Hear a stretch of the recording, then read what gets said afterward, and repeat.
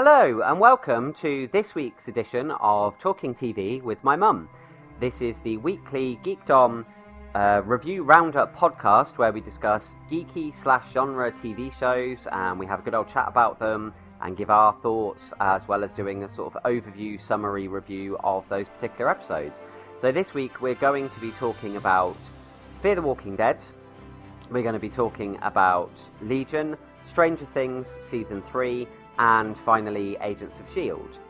Now, this is our 20th episode, so that's quite exciting. So thank you very much for being with us and getting us to this point, watching/listening to this podcast so that we can keep doing this every week. So it's just a big thank you to you for that. We have, there's a few little things to talk about at the top of the show, so I'll be, touching on a few bits and pieces. Not as much Comic-Con news that's relevant to us as in the previous week, but there's a few little things to throw in, and also some of your comments. So if you enjoy this podcast, please hit that like button. So, click the thumbs up. Let us know that you enjoy what we do. That's really appreciated. And also comments as well. We love to hear from you and get your feedback and get you involved in things with us. And then we'll read your comments out and you become a part of the podcast. So what are you waiting for? Go ahead and comment down below. And also subscribe to the channel. Help continue to grow this geekdom. We're building nicely and it would be wonderful to have more people on board, so if you can subscribe I would be hugely grateful to you for that. And in my description box you will find the timestamps for the shows that we're talking about today, along with the link to my Twitter, so you can come and chat to me and follow me on there, and also my donation mediums. I have Patreon and Ko-fi. Ko-fi's a bit more flexible if you just want to make the odd one-off sort of donation or anything. Patreon you can subscribe. It's completely up to you what you do. It would be greatly appreciated to help to support the podcast and support the channel and allow me to do bigger and better things in the future. But you're under no obligation to do so. We're not charging you for this podcast, but if you feel like helping, that would be fantastic. So that's all the housekeeping. So I would like to welcome my co-host. So are you there, Geek Mom? Yes, good morning. Good morning. How are you? Surviving the heat? All right. Just about. It's a little bit cooler at the moment, so yeah. If we'd done this yesterday, I would have been melting. Oh yeah, tell me about it. Hottest day yet, wasn't it? Yeah. Luckily, I was at work in the air conditioning, so I was quite happy until I actually had to leave the building at 10 o'clock, and it was still as hot as it was all day, and it's like unbelievable. But yeah, good today at the moment. Yeah. So I've got a bit of a breeze and stuff today as well. It's not quite as there's a bit of cloud in the sky and stuff, so that's quite good. So there'd be nothing worse if we were sat here recording this and the pair of us were just sort of, melting, melting into our respective chairs. Might not have the energy or the get up and go that we normally bring to this podcast. It might sound really dull on the conversation because we're sort of like dying. So happy with last week's? Yeah. Yeah, it was good, wasn't it? So funny. It was funny. It's amazing when you listen back to it. You don't realise, especially us two, we're like, and you don't realise how much we laugh about things and throw little puns in, and that's why it's quite refreshing. Even though I've recorded it, I listened to it, and then it's like, it's just like starting again. It's like, I remember that was so funny. And yeah, I do love listening back to it. Yeah, me too. It's fun to listen to. And I just go, listen, what are we like? Well, we're just natural, aren't we? It just proves we're not just scripted. We're just being ourselves. So that hopefully that brings a little bit more fun to it rather than just going on about programs, if you know what I mean. So yeah, true, very true. We try and bring our personality. It's like Gogglebox without the filming. yeah, that's right. Yeah. Oh dear. Geekbox. Geekbox. That'll be the next thing, in the future. Yeah. Yeah, that's a good segue actually into talking about other mediums. So we are, just to let you all know, we're still working on the transitioning to put this onto a listenable media. We have been looking into things. If anybody listening to this has got any expertise or knows anything about RSS feeds or anything of that like, can you let me know? If you can send me a message on Twitter, or even just put it in the comments on this video and just let me know, because we're sort of scrabbling around at the minute trying to work out how we convert the videos into just audio only to put on a podcast. So yeah, because we don't want the whole YouTube channel going on there. We just want to know how we just take that this segment. What was it? what was it called? The HTML for this actual bit. Yeah. So that we can put the RSS feed from this one onto it.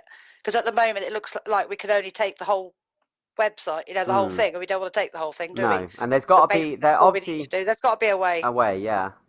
So anyone out there with any techno knowledge, help us out, please. Yes, give us a shout, let us know. And as soon as we work that out, as soon as that's all been figured out, then we will definitely be getting it onto podcast platforms so that you can then just listen to it whenever, wherever, on the go or whatever. So yeah, just that was an update there.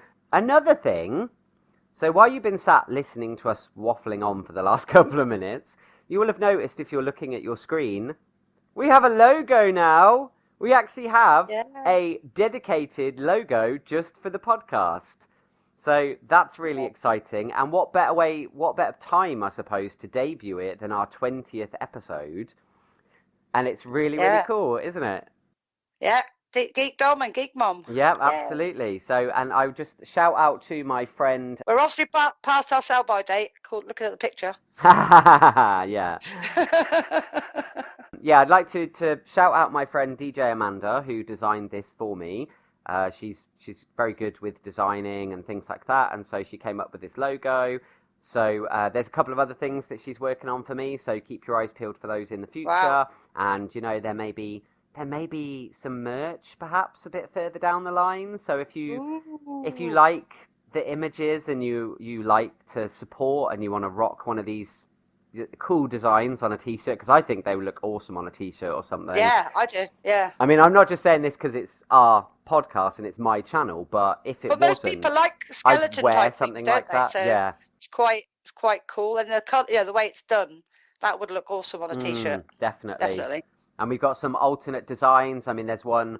Obviously, this one you're seeing at the moment is both of us, but there's one that's just me with the logo. There's one with just Mum's icon, like her skull with the logo. Well, that's for who is Skippy will want one of those. Yeah, exactly. Yeah, I think who is Skippy would probably go for a Geek Mom one.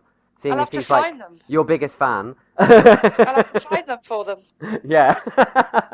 I've actually subscribed to who is Skippy's YouTube channel. Oh, awesome. Oh, he'll like that. And also to Plastered Koalas. Oh, cool. I've been listening to some of their stuff. Yeah, they're crazy dudes. They are hilarious. The beer casts are brilliant. Yeah, they're really funny. They're so funny because they're like, if anybody's not aware, so there's a little bit of promo there. So, Plastered Koala is an Australian YouTuber.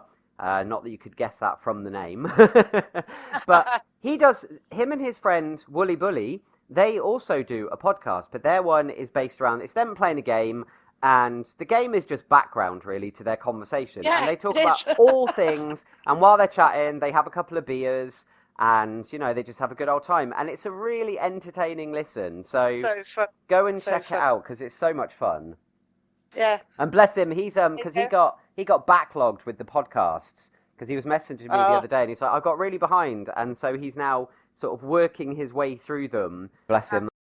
So check him out, and obviously check out Who is Skippy as well, because he's a massive supporter of ours and of me in general, and he's a really good dude, and he doesn't have half as many subscribers as I feel that he should have. So no, bless him.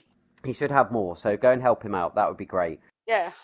Yeah, that's a good thing, actually. So we've moved on from the promotion about our logo and T-shirts and things to talking about other YouTubers. So that can bring us on quite nicely, actually, to the comments section. So couple of comments again, not a huge amount again this week, unfortunately, but we got a few. So the first one we got was very brief. It was just from No Talent Guy, who just said that the podcast was very nice. Keep the interesting videos coming. So he was just, general sort of thank you, just enjoyed what we did sort of thing. We got a message from Will. So this is a follow-up to the week before's message he left. He said that he was back, dun dun dun, and he said indeed what we mentioned about when I said to you about the mumsy comment reminding me of Richard O'Brien and the Crystal Maze. He said that's exactly what he was going for with that comment. And he said he once knew a woman who dated Richard O'Brien. So he said there's a little name drop there for you. And then he said, great cast as always, peeps. Excited to hear where things go with just the audio casts. Keep us posted. So he's looking forward to when we do the audio only ones. Yeah.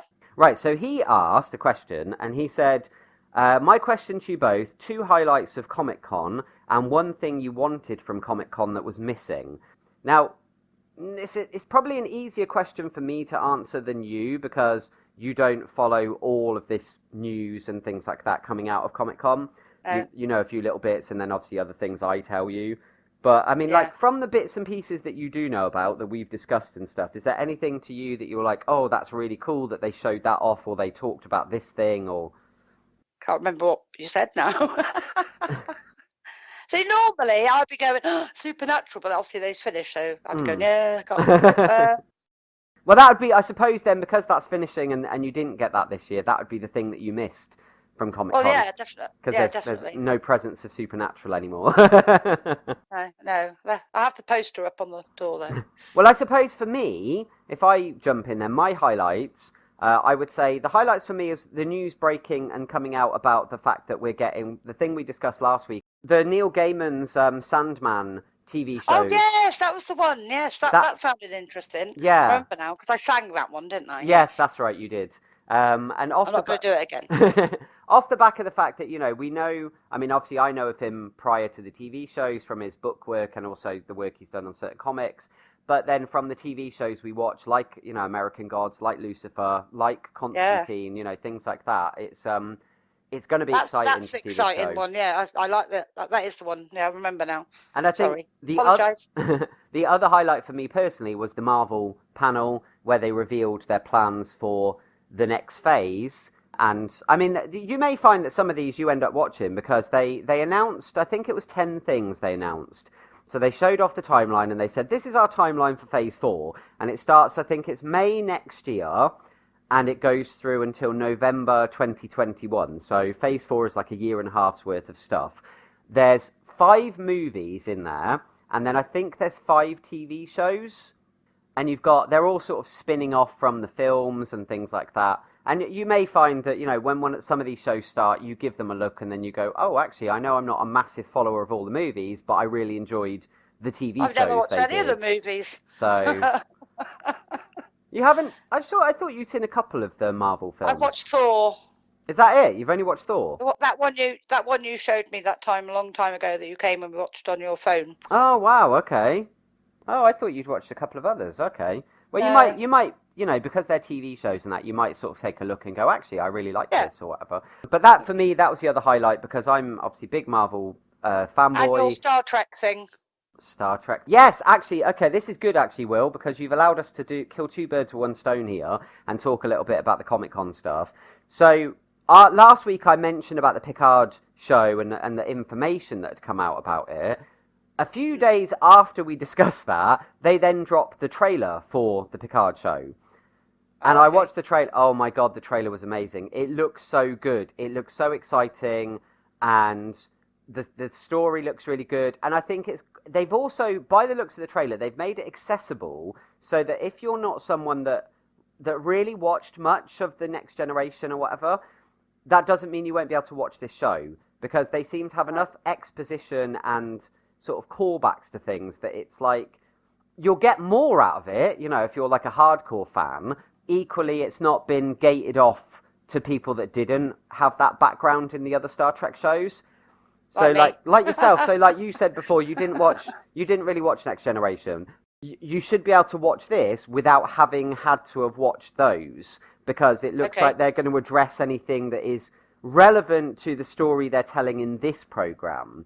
And it just looks really good. And I mean, I just squealed, like when I was watching it and they had this bit where the character 7 of 9, who was from the Star Trek Voyager series, she shows up in it and I was like, oh my God. And then Data, Brent Spiner, who played the robot in the show, there's a bit of him earlier on where there's a voiceover and you've got Picard looking in like a big case. And because Data is an android, he's in pieces, he's in this box, just like disassembled. Oh. But at the very, very end, after they show the credit, the title card for the show, it then shows Data like fully formed and activated, and they're sat at a table playing chess, and it was just like, oh, he's actually going to be in it too. It wasn't just like a reference to having him there. He's actually going to be in the program, so that was pretty exciting. So yeah, I'm looking forward to that. So that next year. No, I think it's later this year. It's towards the end of this year it starts. Okay. So yeah, that looks exciting. So yeah, that was good. So that was another highlight for me. But yeah, the Marvel Okay. stuff was good because, like I said, I'm a massive Marvel fanboy, and it was good to know what movies are coming, what TV shows are coming, and also they teased a few things beyond that. One thing that might be of interest to you. So, do you remember the years ago, Wesley Snipes made a couple of films. It was before all this Marvel Cinematic Universe. It was when they just did random Marvel movies, and they made the series of Blade movies, where Wesley Snipes is Blade. He's a vampire hunter that's also a vampire himself. I think Triple H was in the third movie and things like this. Oh, that Blade Trinity was that Yes, one he was in, wasn't it? that's right. Yeah, and it had I know it. Chris Christopherson was in it and stuff like that. Yeah. Well, yeah. they announced that it's returning, and they showed off the logo, which looks really cool, because what they've done is the word Blade, all the lettering is blades. It's like sword blades that are making up the lettering. Clever. That's really cool. And then they announced the actor that's playing Blade. And it was, now I'm going to butcher his name, so I apologise, not that he's ever going to listen to this. His name is quite tricky. It's Mahashara, something like that, Ali. Basically, the guy that played Cottonmouth in season 1 of Luke Cage. Oh!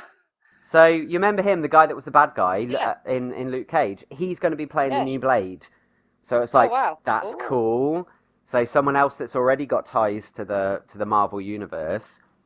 And then there's been rumours in the last few days doing the rounds that there's a possibility that Wesley Snipes himself might actually be in it too, and that he may be taking over the Chris Christopherson role, and so he might be the mentor character. So in the original Blade series, you've got Wesley Snipes as Blade, Chris Christopherson is like his mentor, he makes all his gadgets for Blade, all of that kind of thing.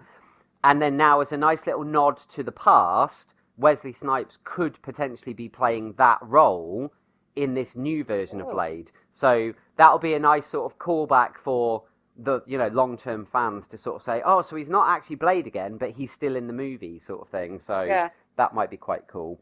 So that was another thing that I was like, ooh, and then they did a very low-key sort of mention of the Fantastic Four, little low-key mention of X-Men, but without going into too much detail. But it's like, they're not coming for a while yet. Don't expect to see them until about, until phase 5, really. So, yeah, that was all quite exciting stuff for me. So they're my highlights.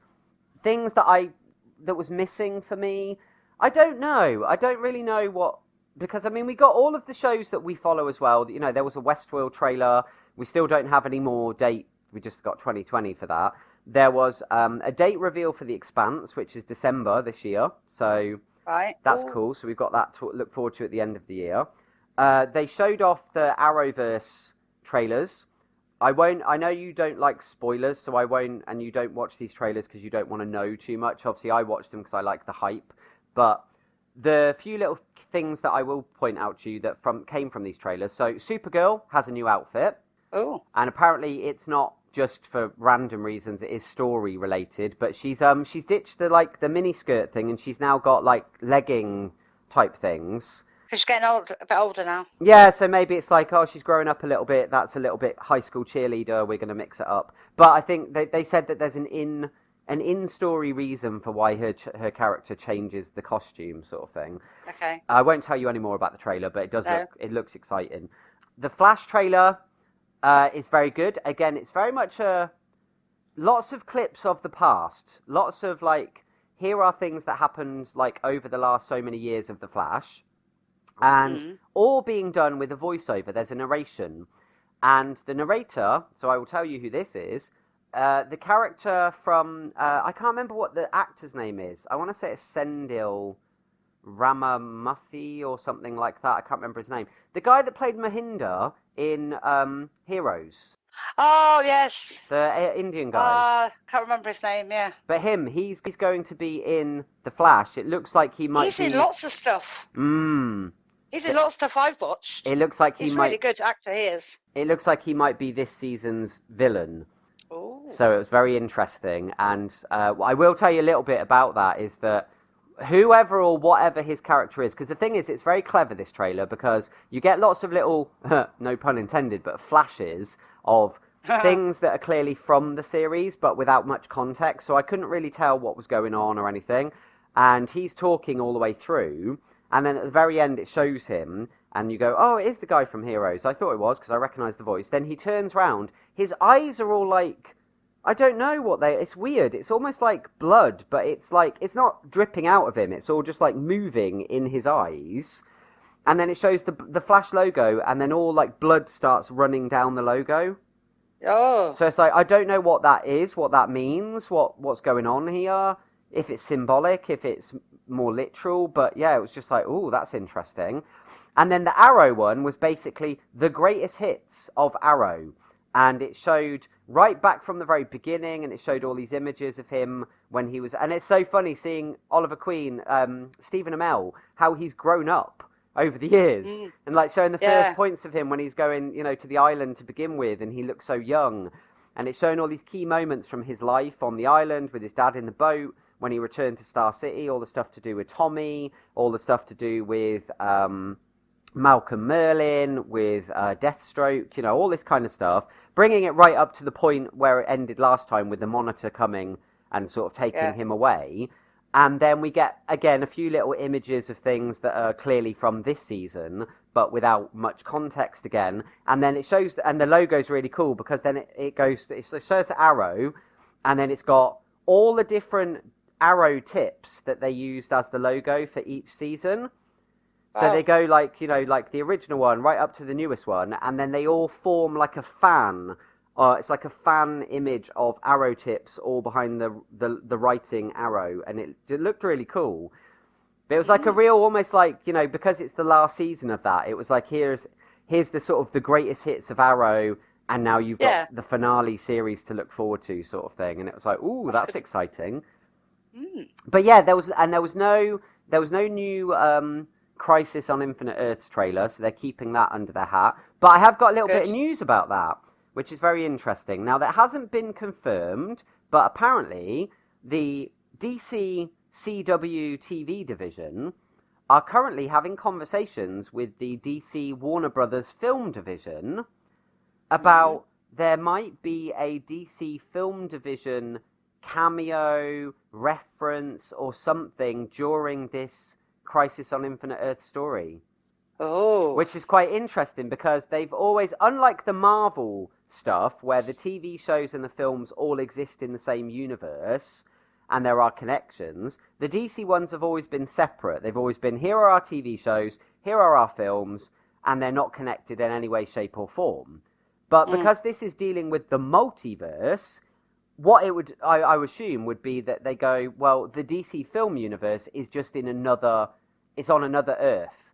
In the same way that Kara lives on a different Earth within the Arrowverse, it would be like, well, the film characters live on another Earth, so they can then have a little sort of reference or show them very briefly or something, because it's the multiverse, so it would make sense. So that would be cool if that comes to fruition.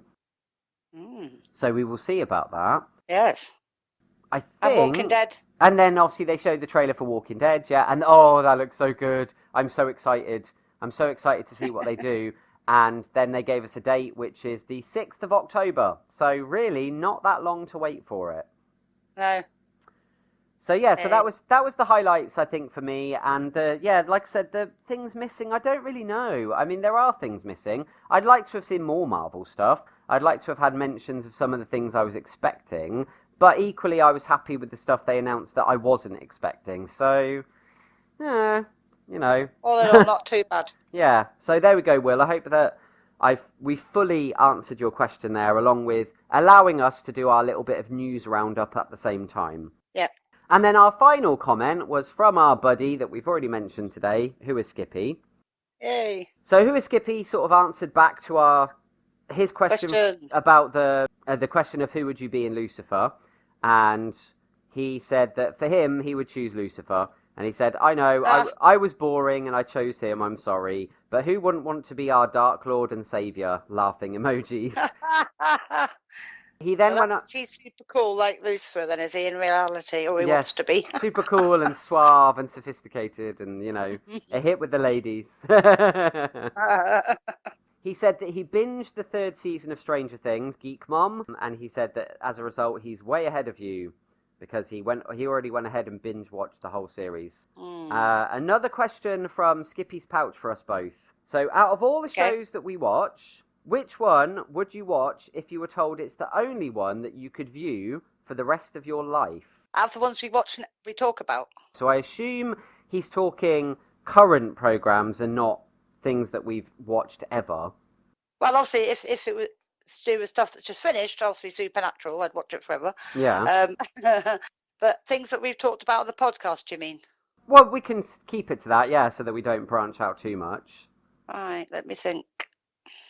Well, I have my answer. I'll give my answer first, give you time to think. Go on then. I think I'd choose Legion. Out of all the shows that we're currently watching... I was thinking Legion I think Legion, because it's so unlike anything else you've ever watched. Yeah, and it's so stylistic, and it's so weird, but also really compelling to watch. I think that if it was a show, you know, I would probably quite happily watch it again and again, because it's also the kind of program I feel that on repeat viewings, you'd pick up on little things that maybe you didn't notice the first time round. We did say that, didn't we? We said we'd both watch start from season 1 again, wouldn't we, and watch it all again once it's finished, because there are definitely going to be pieces you didn't pick up on the first time. It's that kind of program you can't remember when I always say, if you can't remember every single detail of a program that's finished, you know you can watch it again, because it's not going to go, oh yeah, I know what's going to happen next. Yeah. If it's done really well, sometimes the less you remember years later is better, because you know you can watch it again without sort of expecting what's going to happen next. You know what I mean? Yeah. Things still surprise you. So I think out of all, probably would be that one. Yeah. I think definitely, I agree. if I could cheat and throw an extra one in there, because it has only just ended, that the other pick would obviously be Lucifer. Because again, Lucifer is so much fun to watch. You know, I just love the characterization. I love the characters. I love that world that they've built. So I would probably quite happily sit and laugh away at Tom Ellis's antics for the rest of time. So there you go, Skippy. So what about you then? So again, throwing the question back at you, what show would you pick? Yes. So we'll look forward to your response on the next podcast's comments. Yeah, indeed. There was one other thing quickly I didn't mention, just throwing back to Comic-Con news, which was there was no trailer for Legends of Tomorrow. There wasn't a trailer for it, but they did do a panel where they discussed the new series and they discussed what they've enjoyed so far about the previous series and stuff like that. But they were really cagey and really coy about what we can expect from the next season of Agents of S.H.I.E.L.D., Legends of Tomorrow. Legends of Tomorrow. What they did talk about, however, they talked about a little bit about the crossover and about how it's going to be fun being a part of the crossover this year after missing out on last year's one. Yeah. So they said they're all excited about getting back involved in the crossover, and there was the interviewer was sort of saying, oh, you know, we had the Monitor showed up and he was there eating popcorn and watching the Legends. What was that all about? And they were like, oh, well, maybe he just wanted to come and see a really fun show, or maybe he was there for another reason, and you'll have to wait and see. The interesting things that came out of it is that, I don't know whether you are aware of this, you might be, but years and years ago, about 10, 15 years ago, Brandon Routh played Superman. So he was actually Superman years ago in a one-off Superman movie that then they never made any more or anything. I think it was called Man of Steel, and he was Superman. Right. And he's going to get to be Superman again in the crossover. Oh wow! So he's actually going to get to be, he will still be Ray, but he will also be playing Superman as well. Excellent.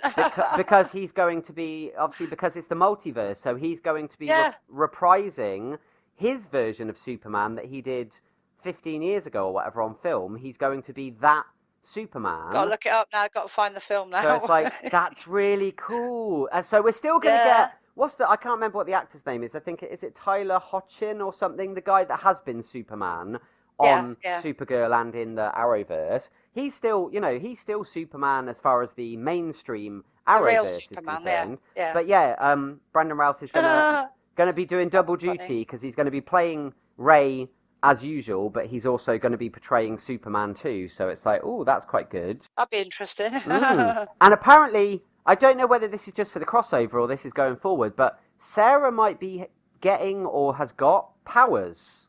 Oh. And that's something, obviously, she's never had abilities. She's just been really skilled at martial arts and stuff, hasn't she? Yes, yes. But they wouldn't, like, illuminate any Tell us how further. or what's going on about that, They yeah. just sort of threw it out there and then just went, oh, you'll just have to watch when it comes back to find out more. And it's like, oh, okay. Oh, And also, another bit of news going back to The Walking Dead. Not only did we get the date, but we also got the news that Danae Guerrero, or however you say her surname, Michonne, is going to be leaving the show after this next season. yeah, like you predicted. Yeah, so it's been made official now. So I don't know how that's going to work. I don't know if they're going to kill her off, if they're going to just write her out of it like they have done with Rick. You know, I don't know how they're going to approach that. Maggie. And Maggie's coming back. Ah. Because apparently her show that she went off to do, Whiskey Cavalier, it was cancelled after one season. Oh, dear. So apparently it didn't go very well, and so it looks like they're going to be finding a way to bring her back into the Walking Dead. Oh, they can do that easy enough, can't they? 'Cause she's with Georgia and stuff, isn't she? So it's not like she died or anything, is it? So Yeah, exactly. They left it open-ended. and they've mentioned her a lot in the last season, so yeah. Oh, good. So there we go. Yay. Right, okay, so that's all the comments. Any news, that's all done as well. So if there's anything else comes up next time, we'll mention that. And then any more comments, you know, we will talk about them. So feel free and go ahead and leave comments down below. Yep. So we're now going to move on from all of that, and we're now going to start discussing the shows. So firstly, we're going to start with Fear the Walking Dead, and this was episode 8, and this is called Is Anybody Out There? And this is the mid-season finale. Kind of, yeah, because they're having a break for a few weeks, so yes. Or 2 weeks, yeah, but it's classed as a mid-season finale. So right then, so we started at the beginning was a flashback to when it started, when they all, like right at the beginning. Yep. Probably sees the episode 1 when they were all on the walk intercoms trying to say, does anyone want any help? We're here to help you. And this is when they first had the Logan answer their call. Yes. So this was obviously relevant to the program.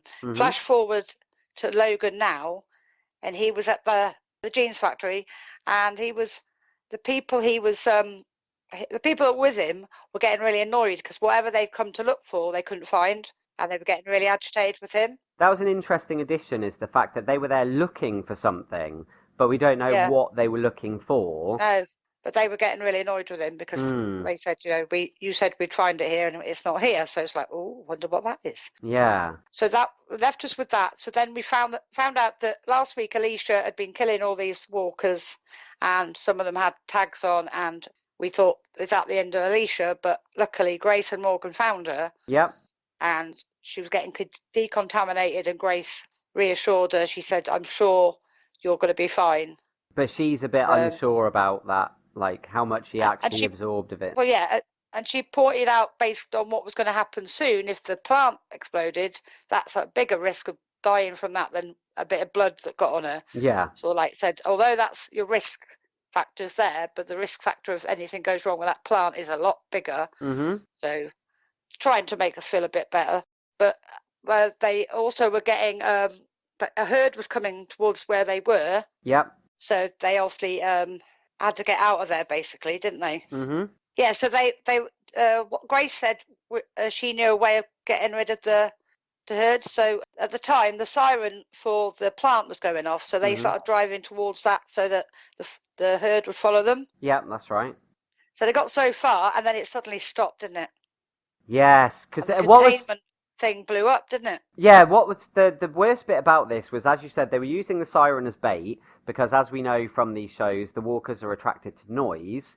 So they were driving along, and then they stopped the car, and then they all got down, and they were all laid down, because she was like, get down, stay down, don't move. Oh, so they walked past the car, wasn't it? Yeah, and so they were all filtering past, you know, and it's like, it's working, they're all headed past them, and onwards towards where the siren noise is coming from.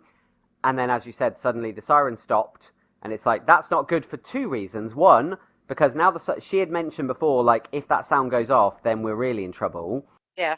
And it stopped. And secondly, because it stopped, it meant that they were no longer going towards the noise, and there were some straggler walkers, and one of which smacked up against the car window, and then because of all the noise, all the others started turning round and heading back towards them. So it's like, oh no, and then, like you said, then boom, big explosion, big cloud of dust and smoke goes up in the air, and you're like, this is not good now. Now the the countdown clock is really sort of ticking down very, very fast now. Well, they had to leave the truck, didn't they? So they had to get out and just because they got run, trapped, basically. didn't they? She tried doing a maneuver to pull the car around and get away. Yeah, and then they got stuck they got stuck, didn't they? So yeah, they had to basically just get out of there, basically. Yep.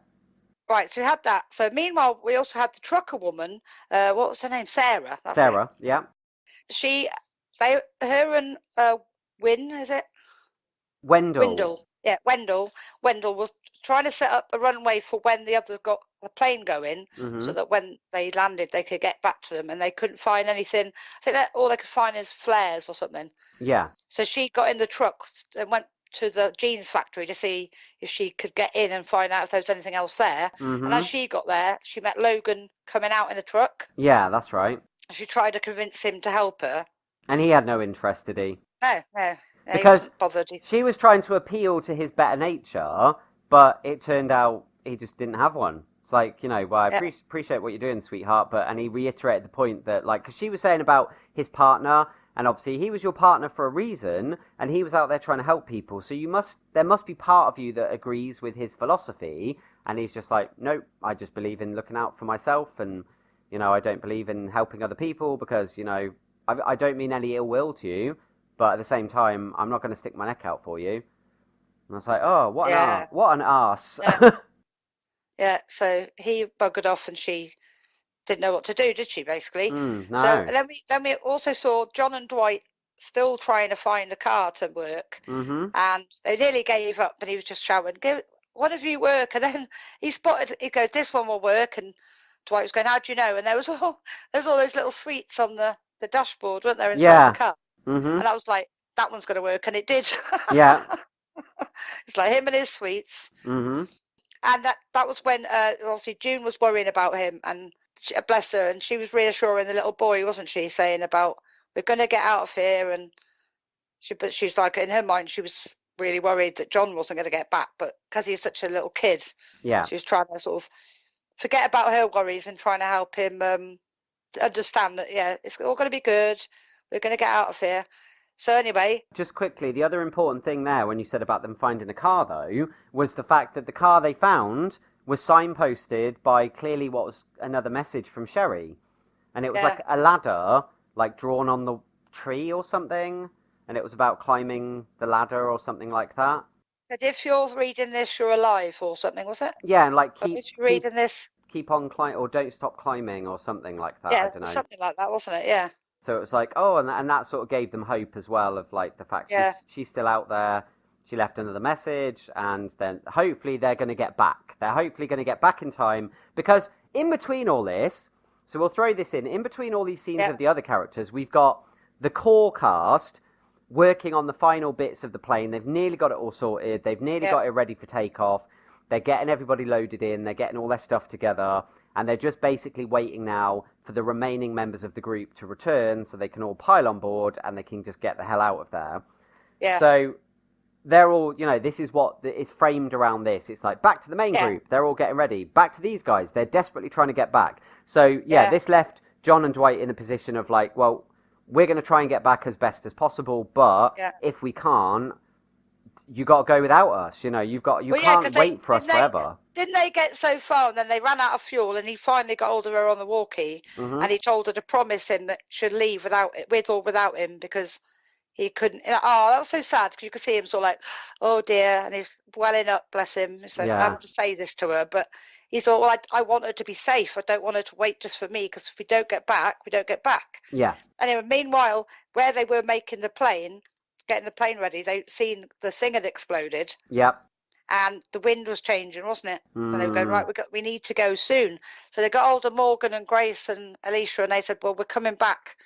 We're nearly there and all this stuff. So, but we've got a problem. So some of them came from the plane, didn't they? And they all sort of decided they were going to try to fight off the herd. Yeah, because they came and they were like, where are you? And he's like, we're closer than you think. And the next thing, they come flying out of like a copse of trees, being followed by tons of walkers. So all the rest, like you said, they all sort of got their weapons and they all came forward. And they're like, we're going to... Because wasn't it that also the... I've forgotten what her name is again now. The pilot woman, Al. Oh, Al, yeah. Al was still running some final checks, and she was like, "We need a little bit more. I just need to do this thing."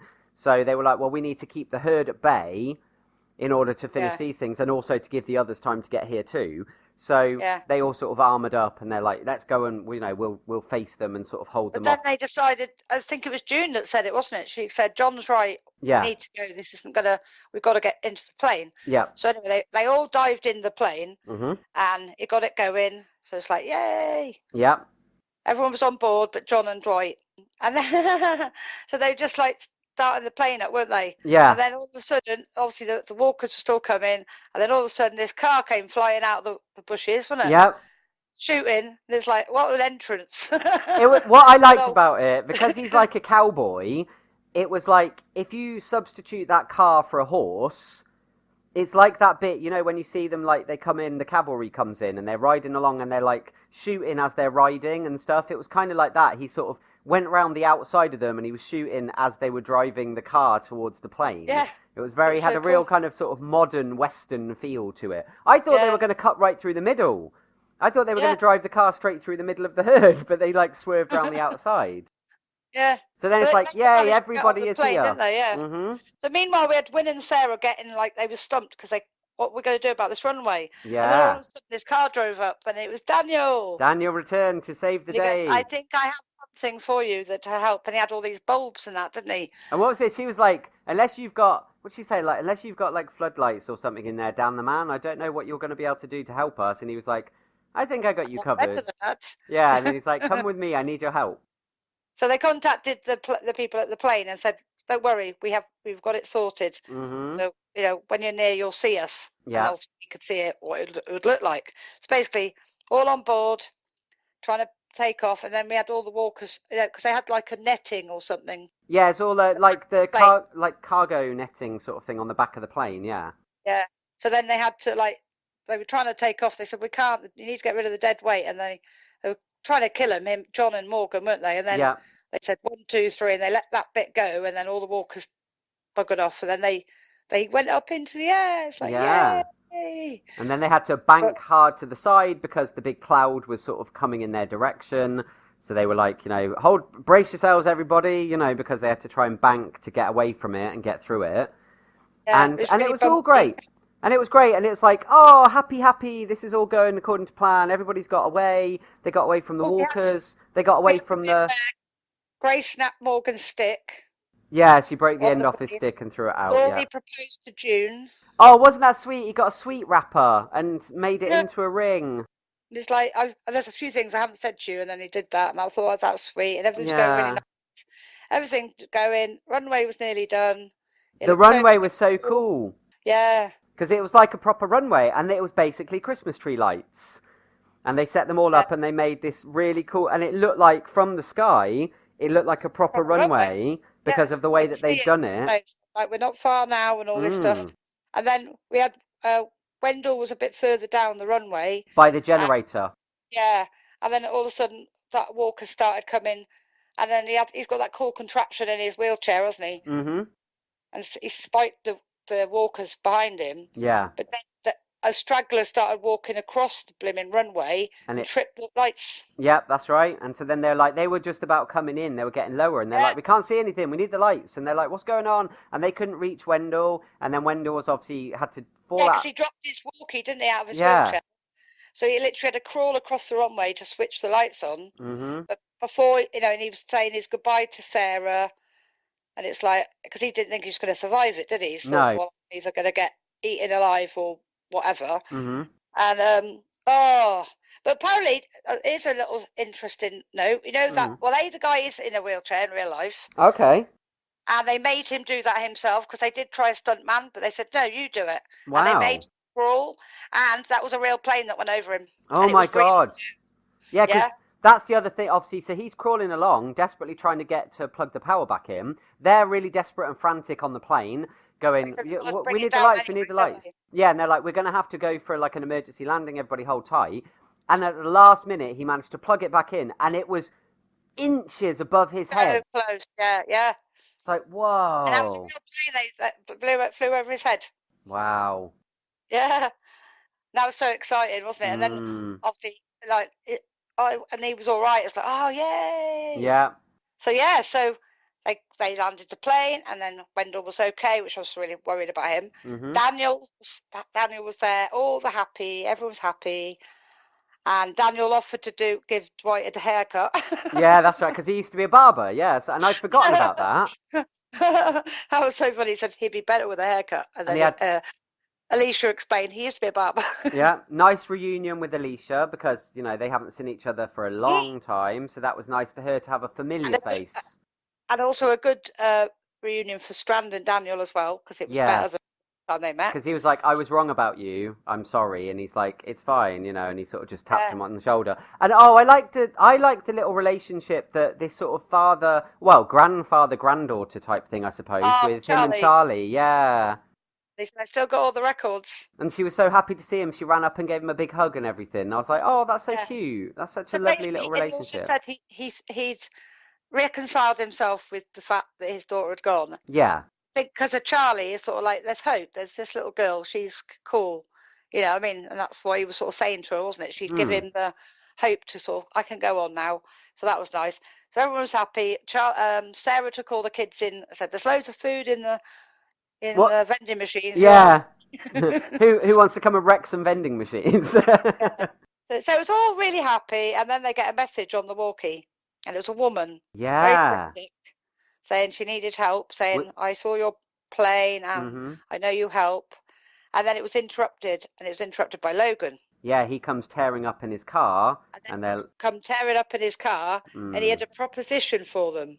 Yeah. And basically, the journal they have, there's a location in the journal, he wants it.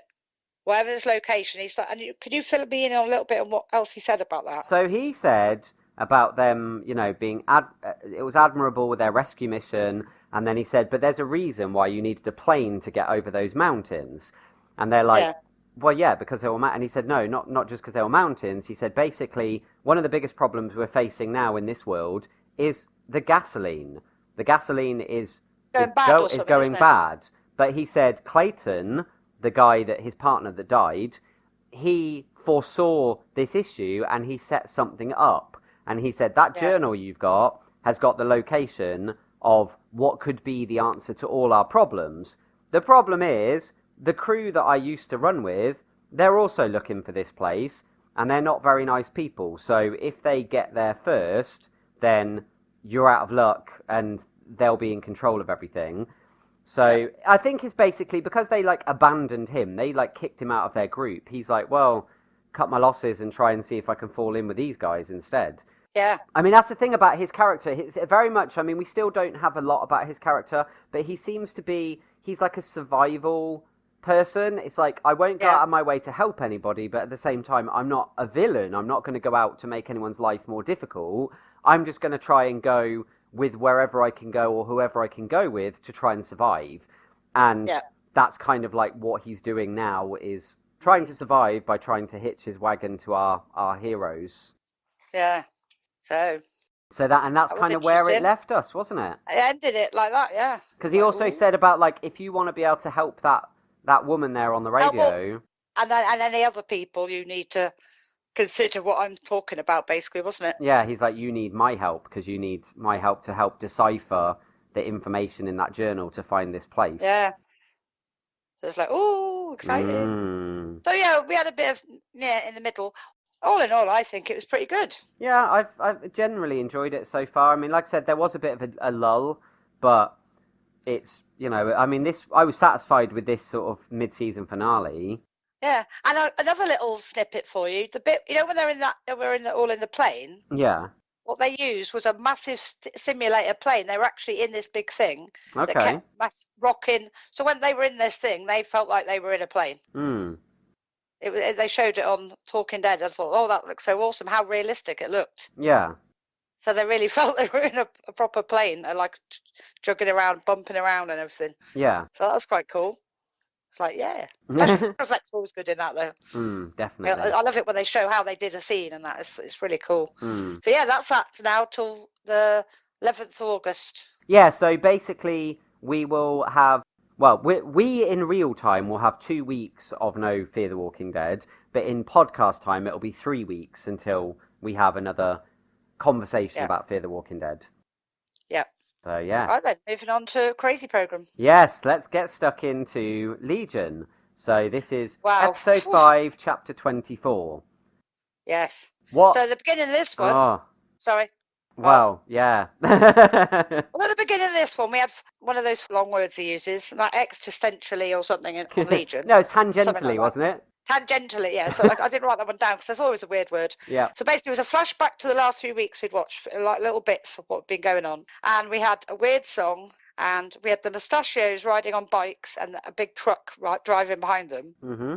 The guy with the burnt face was chatting to his boyfriend who was on the truck. That's right, yeah. They were having like a sort of like, almost like a kind of sexy conversation, because he was sort of saying to him, that's not a very sexy thing to say. And he's kind of like, well, I'm sort of in transit at the moment. And it's like, it's not really an appropriate thing. Because in his truck, he had like a desk and everything at the back of the truck, like he was in an office.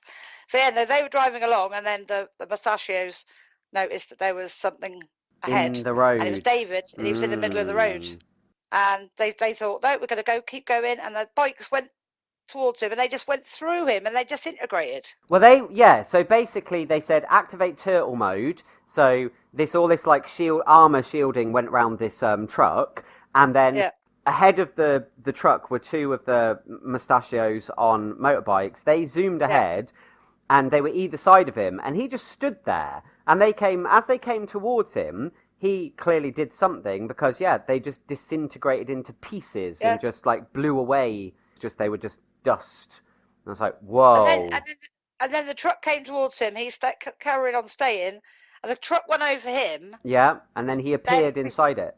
Yeah, but when the truck went like past that bit, there was all blood on the floor, where he'd obviously, all the other people in the lorry he had disintegrated. Well, he did he stuck, like some of the soldiers got stuck in the walls. Yeah. So he like manipulated their molecules, and so they got like stuck in the walls. And he killed some of the other people. And there was a guy, wasn't there? Wasn't there a little bloke? And he was like, please don't kill me. I'm just I'm a nobody or something. And he just pushed him downwards through the bottom of the truck. And then it just left a big... That's what the blood was, left a big it was him. Smear trail of blood splatter. Just underneath. Oh, basically, the only guy left on the truck was the burnt face man's boyfriend. Yeah. And he was trying to find out where they were. And he wouldn't tell him, and he was saying, it's in your long-term memory. And he said, I'll get rid of that, and then you have short-term memory. So he basically erased him, basically most of his life. Yeah, because... just to get to the bit you wanted. Well, the reason for that was because he said he'd had training, and he said, I've had training to sort of shield my thoughts from you, and then he was like, but that training comes from your long-term memory. So we'll just get rid of that. Because then, obviously, the training he undertook would then be erased as well, meaning that those barriers preventing David from getting the info he needed would be gone. Yeah. And he just removed, like you said, everything from his life, and then he didn't know who he was, he didn't know who David was. He told David about the airship, and then when they did find him eventually, he didn't know who he was. Yeah. So and then also the other thing was the other mustachio driving the truck did try and intervene and turn around, and David just turned and just held his hand out and just again just got rid of him.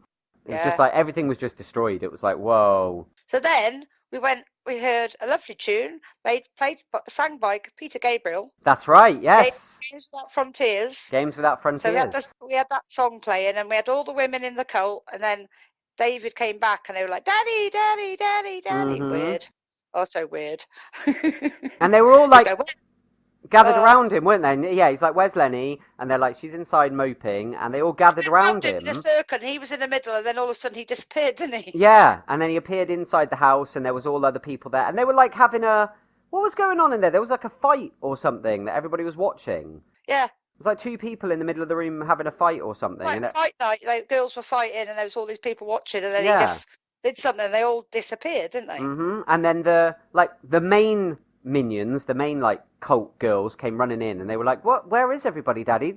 Did you kill them?" And he's like, "No, they're just somewhere else now." Yeah, and he's looking for Lenny, and Lenny was still mourning, and she was reflecting on it all, and he was going, "No, that didn't really happen. It was all a trick." And she was going, "No, it wasn't. I felt it. It was real." And he was going, "No," trying to convince her to keep going.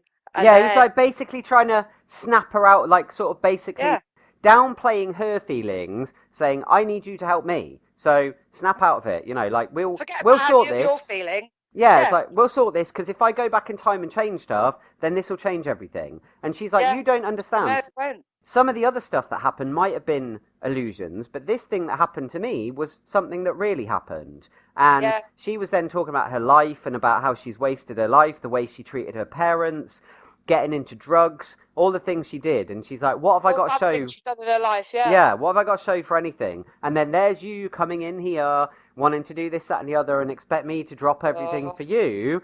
And she had a big knife in her hand, didn't she? yeah. Yeah. She just stuck it in her neck. And I was just like, oh my Oh God! my God. Yeah, me too. And then she collapsed, didn't she? And she died. And she Killed herself. she bled out because she stabbed herself in the neck. So that's But it. he sort of looked sad, but then he also looked like, I'm not bothered because I can sort this. Yep. It's like, okay. So then we had some time travel narration. Yep. I don't exactly remember everything, but then No, we had I this don't. weird switch robot. Mhm. It was the little girl as a robot, and then we had her sat at the table. We had this little robot on the table. Then we had switched out at the other end of the table. The dad on the TV like previously, Yeah. asking her to pass him the potatoes, which she moved. And as she pushed him towards the TV, he then it's like on Keith Lemon's program, isn't it, when he gives them the key on through keyhole. And then they've So got he's it. like, Yeah. and they get it, yeah. So it's like, what? So then he passed him the potatoes, Mhm. and then we saw her looking in the mirror and moving her hair, and she had like a wind-up switch on her neck. Yeah. Well, she had said a while back, didn't she? She said About the way she stand and pretend she was one of the a robots. robot. Yeah, exactly. Yeah. The other interesting thing, I mean, like you, I can't remember all the narration, but it talked about the time traveler and about how the time traveler's life is a lonely one. Yeah, because that's right. the time traveler exists in no time, but yet also exists in all times. So they're not able to have connections with people. So that then made me wonder, with that scene with her dad and the fact she was able to pass the potatoes, but then they were in the TV screen with him. It's like, so is he a time traveler as well then? Yeah. And like, they're separated because even though they can sometimes inhabit the same space and time, they can't ever be together properly because they're untethered from how normal time works for everyone else. Yeah. And then that little robot thing was on the side of the table or whatever it was, it fell off and it broke, his head fell off. It pans out a bit from all these like memories and everything, and then it's like she's in like some kind of container. He's put her in a capsule thing so he can't find her because it's obviously he can't vibe her. Yeah. And Farouk wants to fight him, but they want to go deep into space to get away from him, but he's not sure that's the right idea.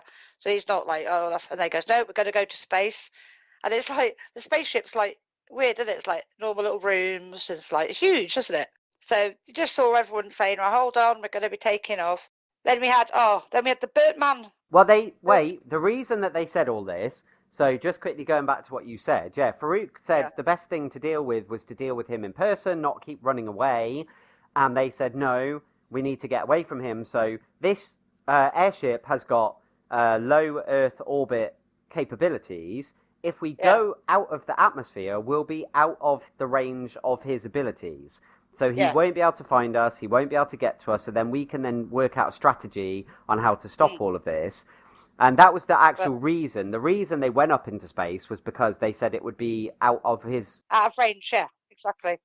But Farouk wasn't sure about that. He didn't like the idea. So then we saw the burnt-faced man watching films with his boyfriend, which was quite sad. Yeah. It's like, oh... But then David was doing his like cross-legged in the air, hanging in his little room, and we could hear Farouk calling him.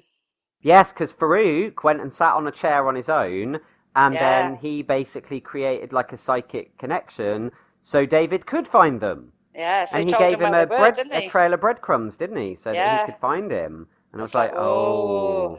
So then on the ship we started seeing like, it was almost like they were there, but they weren't there. The cult girls. Like they were laughing. Like ghosts or shadows or something. Yeah. And the mustachios were saying, alert, there's something going on here. Mm-hmm. And so they sent a load of soldiers, didn't they, to see what had broken the perimeter. Yeah. And David was making them disappear. I love that bit when he appeared, because you had all the bits, like you said, with them. People were looking over their shoulder. There was no one there. It showed Carrie was there, and then he heard a noise, and when he turned around, there was no one there. And they kept having these things where they were giggling and appearing and disappearing. Then they started appearing and they were killing people. And then we got David, and like you said, there was a room full of soldiers getting ready to go, and they came out, and then he just appeared, and he just said, what did he just say? Free yourselves or something? Or you're like free now.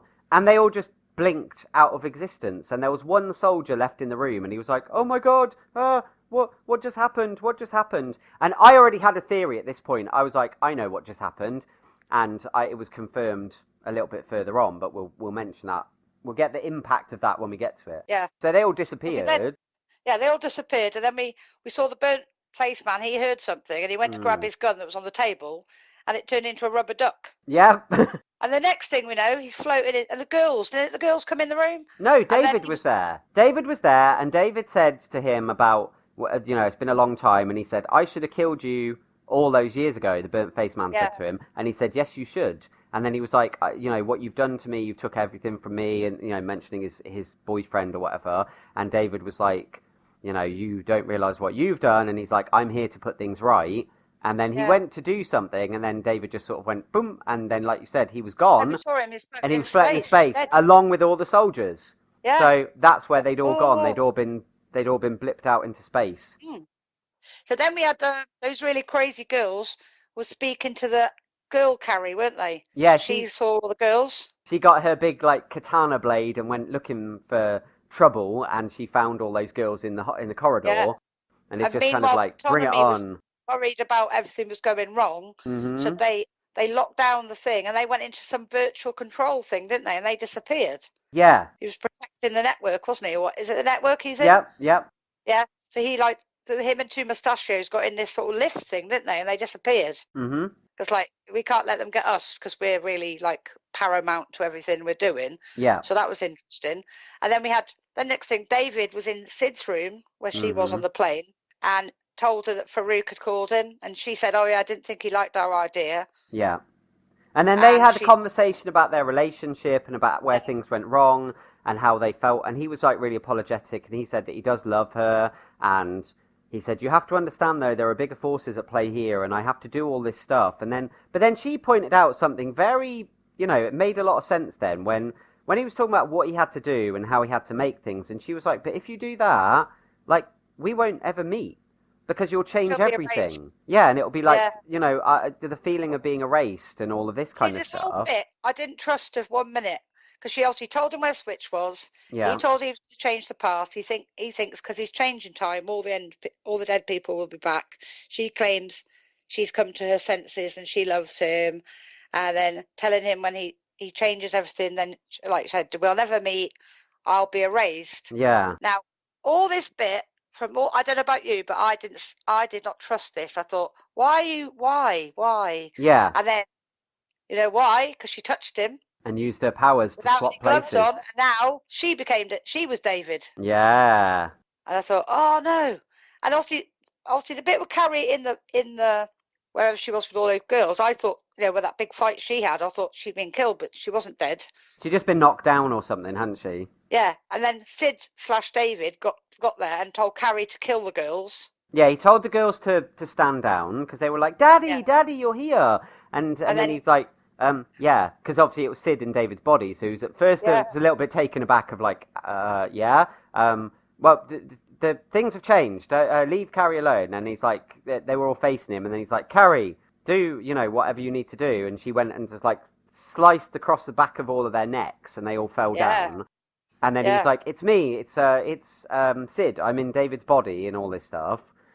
Yeah, and then we saw David's alter egos, who knew Sid wasn't David, and they were all going, we are Legion. I am Legion. Don't downplay this moment. This was a big deal. Yeah, we get inside David's mind, and Sid, is sort of, in his mind and stuff, and there's the weird little house that he lives in inside that weird space and stuff. And then she hears noises, and she's like, is there somebody here or whatever? And then, like you said, David comes out. But then another David comes out, and she's like, David? And they're like, no, David's not here anymore. Who are you? I am Legion. And the next one goes, I am Legion. And it's like, they're all Legion. And that was key. What was interesting about this, there was two big things here, is the fact that the program's called Legion. Up until this point, there's never been any mention or reference to that. And also, it's again, it's the comic book thing, because in the comics, he's got all of these fractured, different personalities that are all him, but they all are all distinctly different. And again, it was like we've seen glimpses of that throughout this show, but here it was in its entirety of going, look at all these different variations of David, but they are not David, they are Legion. And it's like, you know, I am Legion, for we are many, you know, that thing. And it was just like, oh no. And there was a big room of them, and there was one waving, going, I'm Legion. Yeah. Like, hi. Oh, it's quite funny, that little bit. But it was also... so they were Legion, they were surrounded her, didn't they? It was also dangerous, because without the prime personality of David, so clearly the David she took over, the one that's always our David, has somehow been keeping all of these others in check. Yeah. But without him there, they're now all free. Yeah. So then you're like, this is not good now. And so then they were all basically like, we can get David back. We can make ourselves whole again. How can we do this? She swapped things. We can use her own power against her. So then we had Sid trying to get Carrie to kill David. Yeah. She goes, kill it. And then she goes, I can't. And then she goes, I'll jump back. Yeah. Like, you kill him and I'll jump back. And then, damn, he was back. And then he went, too late. And then Carrie was dead. Yeah, he killed Carrie. Yeah. And then the Legion got Sid. Yeah. And then they pulled... What did they do with her? They, like, dragged her off somewhere, didn't they? Yeah. And so, like, almost like they've, like, imprisoned her almost. Yeah. So, yeah. So she's dead. Like, ooh. And then he found the switch, but Farouk wouldn't let him open the case. Mm-hmm. Because he was going off. What was he? He wanted his battle with him, basically. He said, no time travel. We need this. Basically, it's between you and me now, not then, tomorrow, backwards, forwards. You know what I mean? Yeah. Because having this big doodah. And then Switch got herself free somehow. That's one thing I don't get, is how she got free. Unless, the only thing I can imagine is something maybe we didn't see, where one of the cult girls found her and let her out or something. I don't know. But yeah, they never actually showed him. Something on that box, because she was definitely in there when he went in that room. Yeah. So then she appeared, and then she sent Farouk back to the wastelands. Yeah, seen him. The in-between time. The in-between time. It's like, oh my God. And was it her? She was shocked by his blasé attitude. Yeah, because she was like, I can make it all better now. She said, are all these people dead? And you killed all these people. And he's like, yeah, I did, but it's fine. You know, everyone will come back. This is irrelevant. You know, the fact they're dead now is irrelevant, because they won't stay dead, because once we change everything will be reset. And she's just kind of like, she was so angry with him, wasn't she? The moral aspect of this, you know, the fact that, you know, you're so okay with killing all these people because you feel we're going to fix everything. It's like, that's still wrong. Yeah. I don't like And then this. he started quoting a song, and then she started joining in, and the song was, What's Funny About Peace and Love and Understanding? Elvis Costello. Elvis Costello. Yeah, which I thought was great. I thought it was so good. And then everybody was singing. Yeah. Then we had Lenny Stead singing, we had Farouk singing, we had Sid singing, the guy in space singing. All the soldiers. Soldiers, mustachios. The dead cult girls, yeah. Everybody was singing this song. Brilliant. I love that bit. What was cool about it was it started with him quoting it as like just speaking words, it, wasn't he? And then it kicked in. The music started slowly building in, and then it ended up with everybody. It was a full-on musical number. But it was them singing it. You could tell it was the voices, their own voices. Yeah. Because Autonomy was singing and all that, and it's like, oh, this is awesome. And then when it finished, he said, I want us to go back, and and she went, what, to your mother again? He said, no, I have a small change, different plan. And that's how it ended. Yeah, and we don't know what the plan is, because we saw the window open, and then the time window sort of was like blinking, like, what's the word I'm looking for? Like pulsating. It was like sort of going big, little, big, little, big, little, and then it just vanished. And it's like, where have they gone? What is the plan now then? Yeah, it's like, oh, yeah, because it kept going different shapes, didn't it, as well? It was like, it was pulsating, but it was like a rectangular, then it sort of went sideways, then it went, you know what I mean? It kept moving round a bit, didn't it? And then, that was it. It's like, oh, that was a good episode. It was really good. And again, like we've talked about before, the use of music and things like that is brilliant. Really good music. This time, though, 2 really good tunes. I mean it. Yeah. So I automatically went, I know those songs. Who sang those songs? So I looked them up, so I knew as well. But obviously you knew as well. So I thought I got a little snippet there you didn't have, but never mind. No, I'd already done my homework as well. I mean, the first one, Games Without Frontiers, straight away I knew what that was and who it was by. But then the other song, I was singing along to it because I was like, I know this song, and I was singing along with them on the program. But it was like I'm not sure. I couldn't think of who it was by. So then when I looked it up, and I went Bowie at first, and I thought it's a David Bowie, and I went, no, it's not David Bowie. So I looked it up, and obviously the last one I remembered as well. But and I thought, because obviously I'm an Elvis Costello fan, so I should have really guessed it right away. But I thought, got to Google it. I'd written down exactly what the chorus bit was, so I thought I got to look it up. Because some of the songs we haven't got a clue where they just made up songs. Some of them, aren't they? Yeah. Some of the one at the beginning. It's like, what is that? Yeah. But they also They will also use like well-known songs, and they either have it just as background music, or they get someone to do a cover version of that song, or they do it like this, where they have the cast actually singing the songs and stuff like that. That's becoming a thing, isn't it, about these programs where they have a singing episode? Yeah. So yeah, brilliant. Again, visually brilliant to watch. Watch it; it'll blow your mind. It's just great. We just like tip of the iceberg us talking about it. Yeah. It was so good to look at, to watch it. It's one of those programs you really got to watch it to appreciate it. Yeah. But yeah, so that's that. It's like we've mentioned before, though, is that like it's good that it's ending because we're going to get a definitive end to the story. But then at the same time, it's a shame it's ending because just the things that we get, the way they do stuff on this show is so unique that it's like, oh, it's going to be missing. You know, I hope another show comes along that sort of not copies its style, but sort of is inspired by the way that they went about making this program. And we get something similar in the future because it's just so different and so unique, and I really enjoy it. Yeah. Yeah. Well, hey ho, let's see what happens next week. Yeah, indeed. Now that we're done with the weird and wonderful world of Legion, we now move on to our third episode of season 3 of Stranger Things, The Case of the Missing Lifeguard. Yes, this was a good episode. It was a good episode. Yeah, so this week we had Max and Elle having a sleepover and Oak Teenage Magazines with the guy from the Karate Kid. Yeah, Ralph Macchio, yeah. Yeah, that was so funny. Mm-hmm. And I'm talking boyfriend stuff.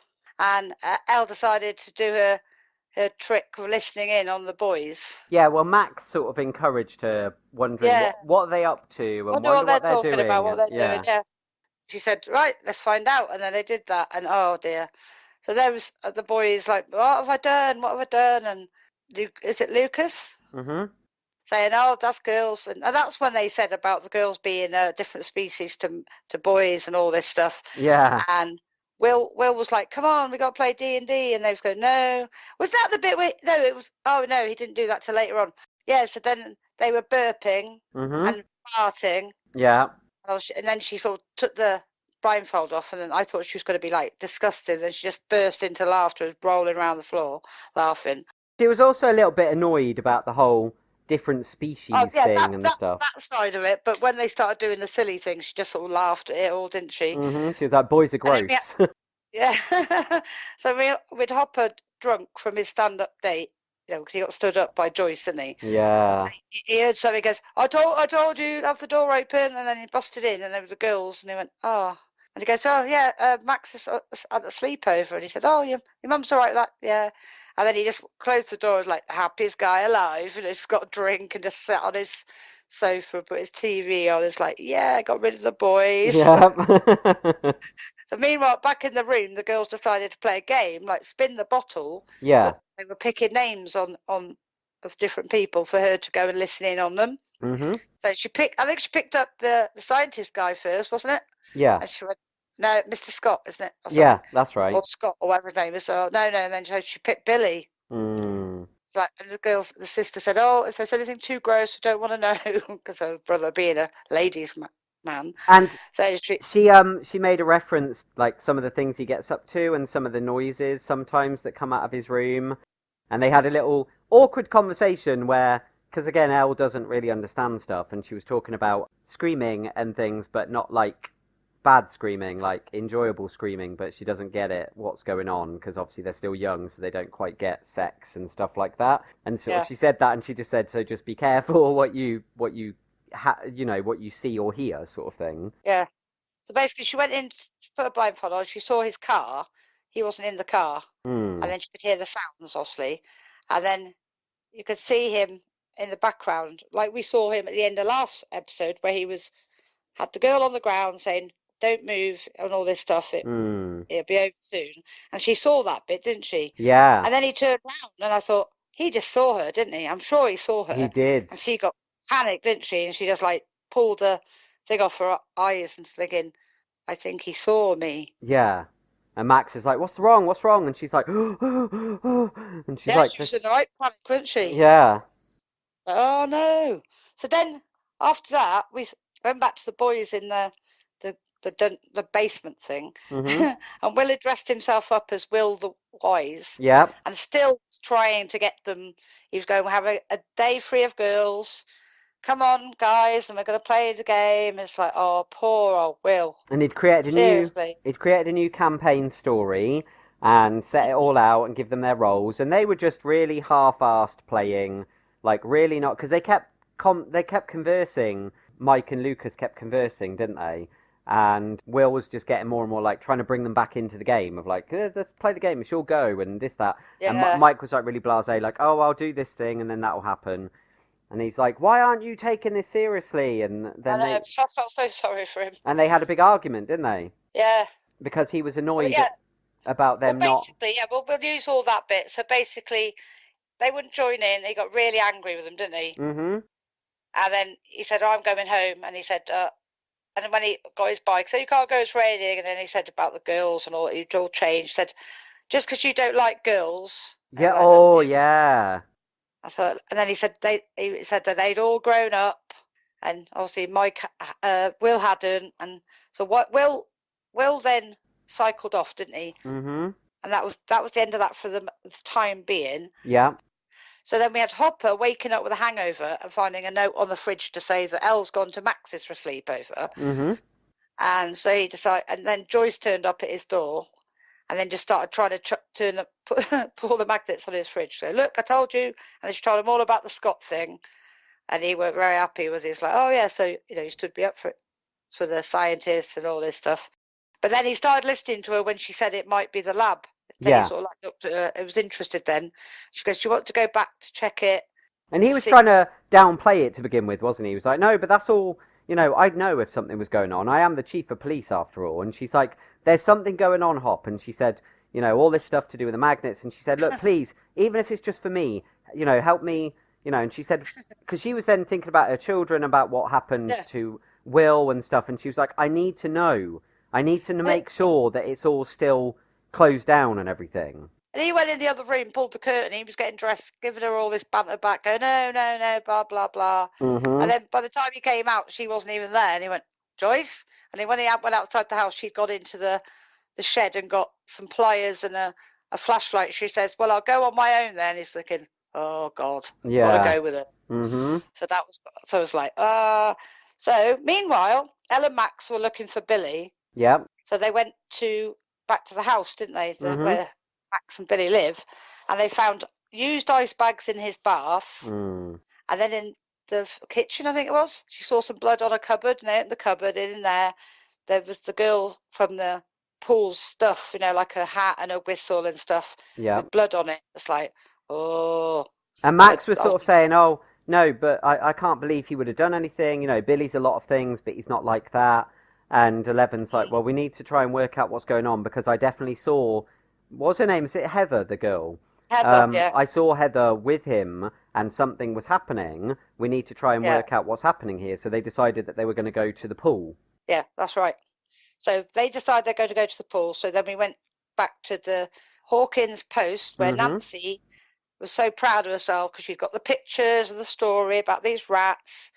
And those men were awful, weren't they? Those editor guys. Yeah, because to begin with, they were pretending. Because they were pretending they were interested to start with. And they were all sort of humouring her, and then they just started making fun of her, and then the boss guy, basically told her off and said, Effectively, it was like know your place. It was like you're not here to do stuff like this. You're here to make coffee and all of this kind of thing. Mm-hmm. And she was really So upset she and got really angry. really angry about that. So she went off in a huff, and then we went to the ice cream parlour where we had Erica being her usual annoying self, trying to get free ice creams. Mm-hmm. And Erica, Robin at the time had headphones on, was still trying to work on the translation. Yeah. And the boys were looking for spies in the arcade, in the mall. Yeah. Oh, God. That's hilarious. And we had all the Dustin and Steve thing where about the girl, the Robin thing, and he's like, no, she's not my type. And he goes, what? Because she's not one of the it girls and all this. And then he said, yeah, what about your Susie? Like basically making out that Susie didn't exist, wasn't he? Yeah, that's right. Because they were saying it had to be someone with a blonde hair with a rucksack. And then they found somebody. And they spotted him, the evil Russian. Yeah. Long-haired blonde bloke with a rucksack. And they were following him. Mm-hmm. And they were hiding because he thought he looked around and saw him. And then they realised he was the exercise guy for the mall. Yeah. Like, that's not him. Yeah, because they had one of those places like you see it quite often in, especially in like sort of places like they have in 80s or 90s American shows or movies, where there's like a gym sort of classes, you know, like a workout place inside the mall, and it's like open fronted. There's no doors or anything. It's just a big open front. And he goes in, and there's all these women in lycra, and he's like, "Okay, ladies, let's go." And all that. Faces. Yeah, Dustin didn't know where to look, did he? Dustin, like, oh, that was so brilliant. funny. That was so funny. But meanwhile, Robin was still working on the translation, and she'd worked out the week is long, the silver cat feeds when blue meets yellow in the west. A trip to China sounds nice if you tread lightly. So she was like, oh, tread lightly, looking in a book. And then this guy knocked on the door. Yeah. And it was Blink's Transportation, and he delivered a parcel to her. And she looked at his logo on his jacket. Silver cat. Yeah. And then she started piecing it all together. It's like, ooh. And then she like came rushing out into the mall, didn't she? And they were like, what the hell's she doing? And she was like looking around and like saying the code out loud and looking for looking at different places. Piecing all the different shops. Yeah, and she's like looked at different shops. The big clock that was in the middle of like in the ceiling of the mall, and then she's looking at the different shops thinking, oh, what could this relate to? And it's like, oh, that's that shop. And then when it's at this time, so that coincides. That's more like a direction. So it coincides with this place. And then there was like it was a Chinese takeaway, wasn't it? Was the ultimate place that they settled on of like that's something to do with there. Starting point. Yeah, that was where they were going to have to look. Meanwhile, Ellen Max had went out to the swimming pool and found out the girl hadn't turned up for her work when they showed the guy the stuff. He said, oh, that's Heather. She bailed on me. Yeah. And they weren't interested in helping her. And then she saw her picture on the pin board of all the different lifeguards, and she grabbed the picture, didn't she? Yeah. And they went into the swimming, into the showers. Mm-hmm. So she made that noise for her.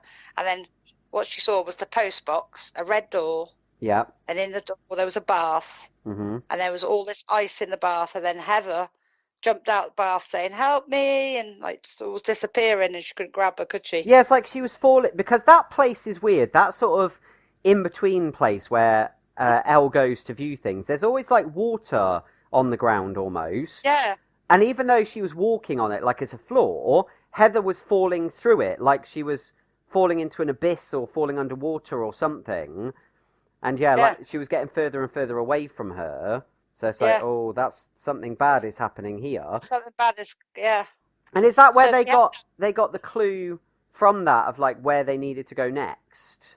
Well, yeah, that was basically because the post box said, there was the address basically for the house. So that's where they were headed next. Mm-hmm. So then we also had Nancy decided to get Jonathan to go back to the rat place, the old lady, to get the proof. So we'll get the rat, we'll prove it to them. Mm-hmm. Yeah. So like, okay, and they got there and they couldn't find the woman, and they went down in the basement, they could hear all this noise, and then we found the old lady eating the fertilizer. And she was all weird looking. She had like a black veiny stuff on her face, and she was all like, rah! And I was like, oh my God. So also in the meantime, we have Hopper and Joyce went to the lab, and you notice that camera was still working. Yeah, because they went around and he was like, look, see, it's abandoned. Nobody's been here. Everything's still as it was when we left it, like as in like last year. And then you saw the blinking light on the security camera. Oh, yeah. And then he was reassuring. I goes, look, all these walls have been sealed up. Yeah. Blah, blah, blah. And then they heard somebody, didn't they? Yep. And thought, there's someone here. And it was that crazy cyber soldier from the beginning that had killed that scientist. Yeah, and he'd also seen him in the he'd also been in that restaurant, hadn't he? and in the mayor's office. Yeah. So yeah, he It's went like, he went chasing after him, but then he lost sight of him, and then the guy blindsided him and beat him up, yeah, which was horrible. I was like, oh no, poor Hopper.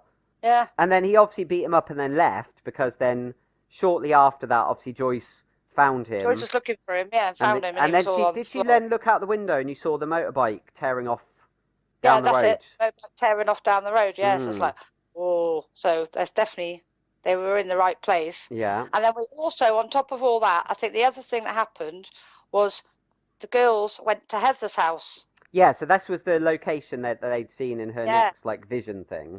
Oh, that was really weird. So they went to Heather's house, and I think they just opened the door, didn't they? And then inside was the parents and Billy sat at the table. They were having dinner, and it was sort of like, oh yeah, we decided just to have a day off. And then they were still worried because obviously Heather wasn't in the room at the time. Yeah. Thinking, yeah, but where's she? And then she appeared and goes, yeah, we just decided to have a day off. And the parents were sat at either end of the table going, like, laughing. And the parent of her is the boss of Nancy. The newspaper, that's right, yeah. The newspaper guy. So we went, there's a connection there. Mm-hmm. So it's like, So they said, no, so nothing to worry about. And they thought, right, okay. So they left. But then they left. The mum said, I'm going to go upstairs for a while. I don't feel very good. And then she collapsed as she walked into the next room, didn't she? Yeah, because meanwhile, Billy was putting something in the dad's stuff. Well, Heather had been preparing the food, and so she brought it through, and they clearly had obviously drugged it, because then that was when the mum started feeling ill after that. Whether it was in the food or in the drink, I don't know, but it was something that they drugged them with, and yeah, the mum was feeling ill and excused herself. Yeah, and then she collapsed, and then obviously while the dad said, you're all right, as he looked away, Billy put some in his stuff. That's basically how it ended. But there was a little tiny bit we didn't mention, which is my fault. You know, when Will went off in a strop, he went to his camp, didn't he? He started looking at all his things, thinking, oh, well, I'm not a kid, and why am I trying to... maybe they're right. That was so sad, yeah. Stuff. Yeah, he went to... And that's why the boys found him, didn't they? He literally destroyed the camp, didn't he? Yeah, he went to Fort Byers, and he was looking around at all his comics and all of his other things and his pictures of them and all of their drawings of when they were the D&D characters. And yeah, he just went into a rage and just started smashing everything up. And then it was like raining and stuff, wasn't it? And it was like thundery and raining. And then he got the feeling again, yeah, in his neck. So then when the others found him, when the boys found him and he was sat amongst all of the destroyed camp and stuff, he was like, he's back. Yeah. And it was like, what? So basically they're all in various places working out different bits, aren't they? All the gang that are normally together. Oh, and the other thing was the Robin girl had worked out where something to do with what they'd been working out earlier on. Mm-hmm. It was the loading bay was the place they needed to go, and they were watching it, weren't they? Yeah. And we could see the lorries bringing in stuff, and they nearly got caught, didn't they, at one point? It's they worked out that obviously whatever the message was to do with was going to be happening that night.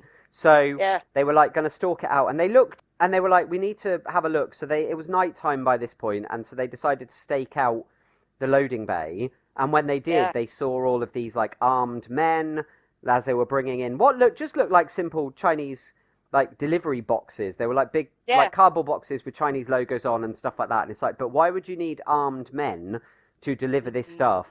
There's something very strange going on here. And like you said, they nearly got spotted in their spying. So it's like, ooh. So now they've got to work out a plan how to get into the thing. Yeah. So that I'll see for next week. And then the only other bit was the ending was again back with Heather's parents, wasn't it? And Billy smacked the dad round the head with a bottle and knocked him out, and then they sort of like did something, but then that was all we saw, and it was like, what are they going to do with them? Yeah. Because I can say that then picks up directly in the next one, but yeah, they sort of ended with them sort of taking them out, and it's like, oh, what's that all about?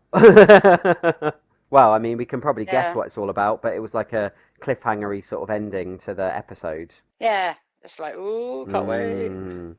So yeah, again, lots of good setup. you know, they're building the story gradually, bringing in all these extra components, bringing in the dynamic of the group, the fact that they're all doing their own little separate missions at the moment, but we as the viewer can see all these separate things are all connected to the bigger thing. So you're like, well, eventually they're all going to end up like converging. You know, all these little separate storylines are going to interact with one another, but at the time being, they're all little independent groups, aren't they? Yeah, they're all finding out different stuff about something's going on, but they're not all connected together at the moment. So Yeah. that was quite a good episode. It's like, oh, we're on the next week. Yes, definitely. So yeah, very enjoyable, very, very good episode of Stranger Things. Yes. Talking about enjoyable, good episodes, wowee!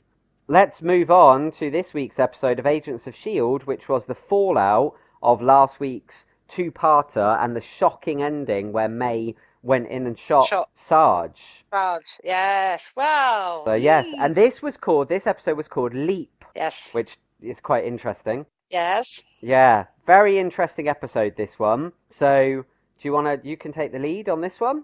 Okay, so we found out that when they found Sarge, he wasn't quite dead. So Fitzsimmons were on the case, so they took him to their lab to see what they could do for him. May was confronted and admitted she'd shot Sarge. Yeah. But Daisy was doubting her actions because, like you said, she's not the sort of thing she does, is it? No. And they were all really shocked by it all. And they kept saying, well, she did say she wanted to kill him. And, they were sort of like saying, yeah, but she has said stuff and all that. So Max said he's going to check the security footage to see if they can find out any more. Yeah. Meanwhile, Sarge turned out he wasn't actually quite dead. Yeah, because Simmons... Fitz said he was getting stronger rather than weaker. Simmons when they were, like, examining the body and stuff, she said there was something weird about it, and Fitz is like, that's unusual, you'd have thought, like, he would have bled out and everything by now. And she said, that's not the oddest thing, look at this. And she attached him to the... what are they called? Is it an ECG machine? Yeah. And and she put it on him, and there was a pulse, and then she said, but that's not the weirdest thing. She said, it's getting stronger. And it was like, he was like, almost like he was healing himself. Regenerating sort of thing almost, wasn't he? And while he was doing that, we kept seeing this strange apparition of him and some woman. Yeah, and the woman was like shadowy, so you couldn't make out tell her. Who it was. And he was like facing her, and he was like reaching out for her and stuff like that. So it was clearly like his memories. So Yo-Yo said she wanted to have a go having a chat with May. Yeah. And there was like a soldier girl in there with May at the time. So she said, well, you could go now and I'll take over chatting to her.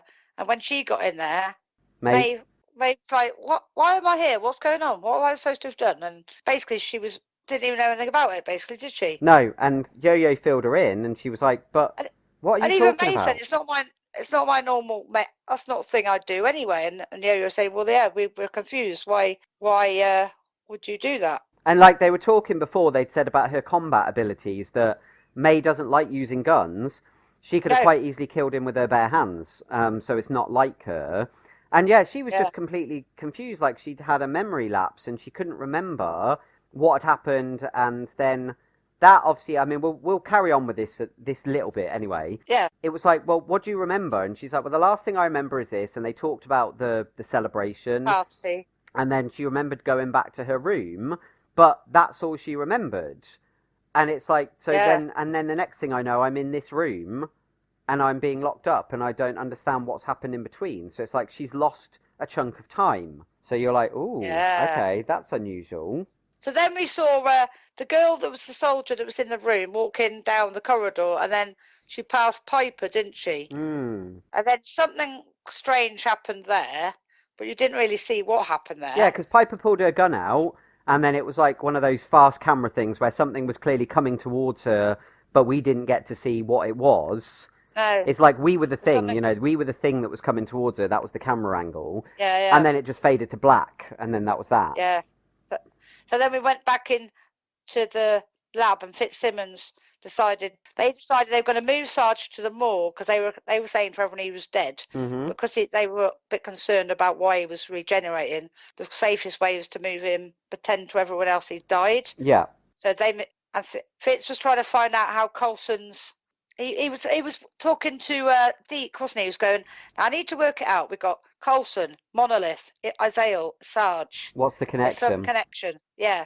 And it was something about something to do with Coulson touching the monolith or something? Yeah, so we can go into this bit of explanation now. I mean, I know it was broken up throughout the episode, but we can talk about it in one chunk. Yeah. So while he's like trying to work it out and he's trying to puzzle it out using his brain to figure out the connections, said about like the fact that you had these three monoliths and they basically represented different things, space, time, and then the other way is like, well, the other one then, because Deke told him about what had happened with the other him, and he was like, "Oh yeah, the space, time, and there was creation or something." Well, yeah, because that's what they came to, because he said, "Oh, all these weird things happen, and there was a fear dimension, and I faced off against a Kree, and then there was this thing and that thing, and then there was a couple of decks down, there was another portal where it was a really lovely place, and that's where your other you had your wedding, but that's a different story." And he went, "Wait." He said, "Hold on. So these things, they weren't just apparitions; they were tangible flesh and blood."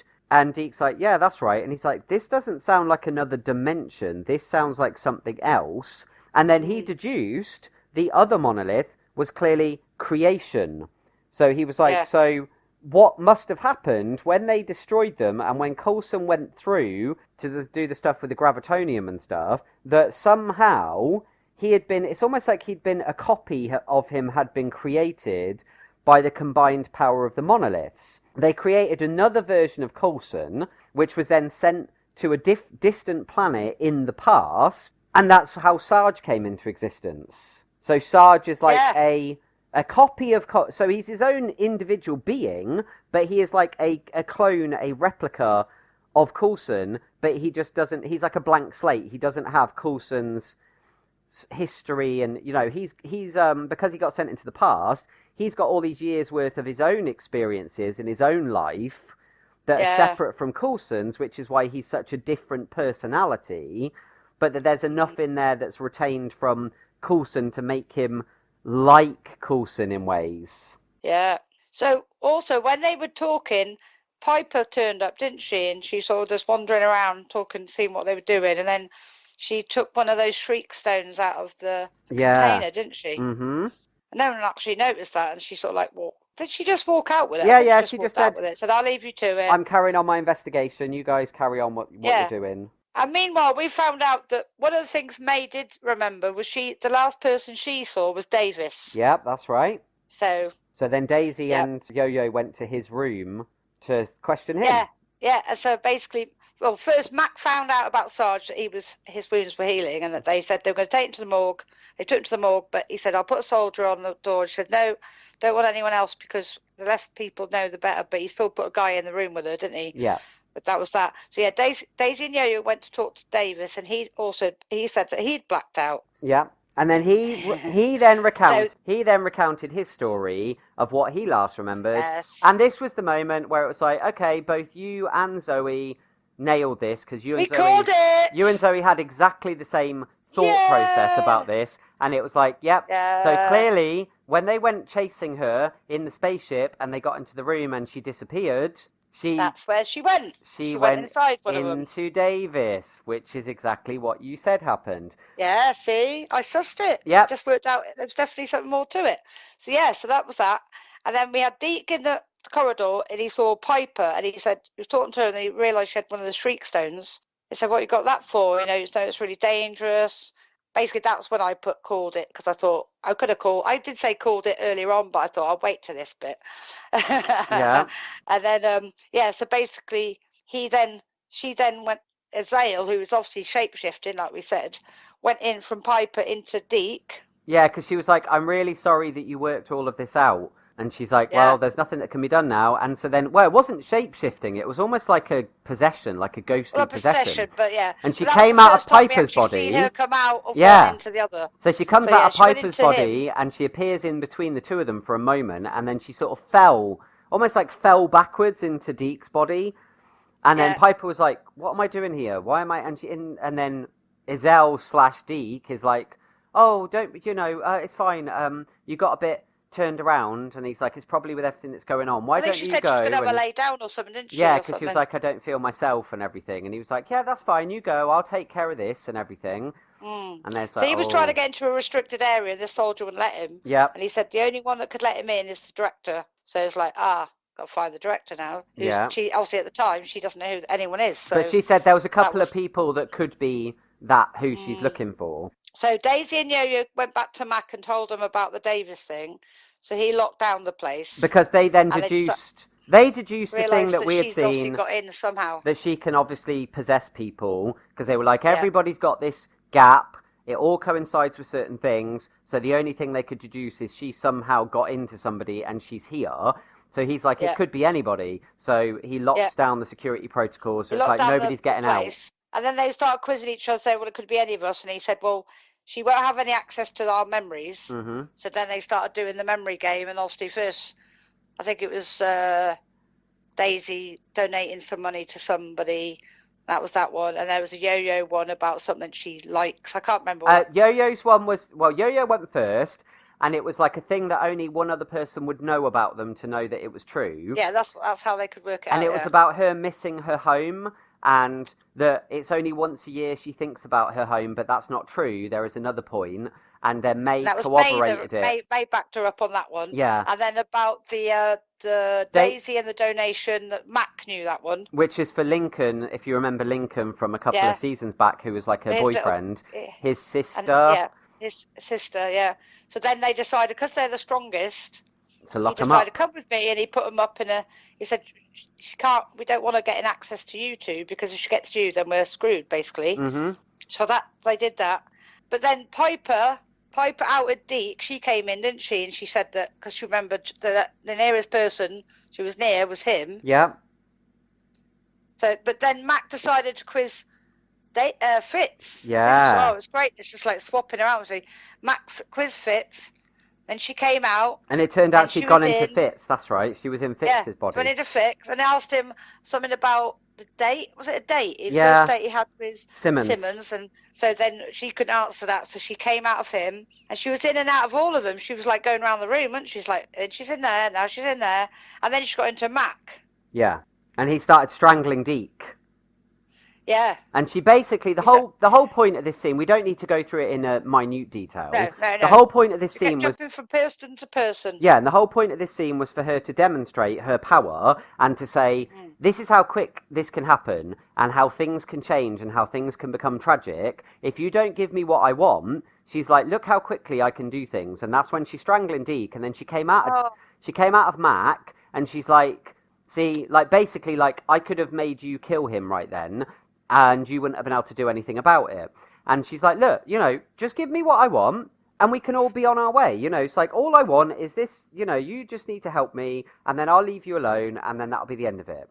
And they're like, no, you're evil, you're this, that, and the other. And so she just kept jumping from person to person to person. And then there was a horrible bit where she jumped into Piper, and she pulled out Piper's gun and held it to Piper's hand and blew a hole in Piper's hand. And it was like, oh my God, that's horrible. And then you had a really cool sequence where she jumped, like they were all spread out across the room, and like Davis was at the top of the staircase, and she went jump to through each person and onto the next person until she ended up in Davis's body. And then she said, I told you that there would be consequences if you didn't give me what I wanted and you didn't cooperate. And so she walks Davis over to like the top of this staircase to the balcony, and she stood there, and you're like, what's going to happen here? And then she's like, so now I have to give you a demonstration because you're clearly not taking me seriously. And then she starts falling forward, and as she does, she comes out of the body, and Davis's body falls off the balcony,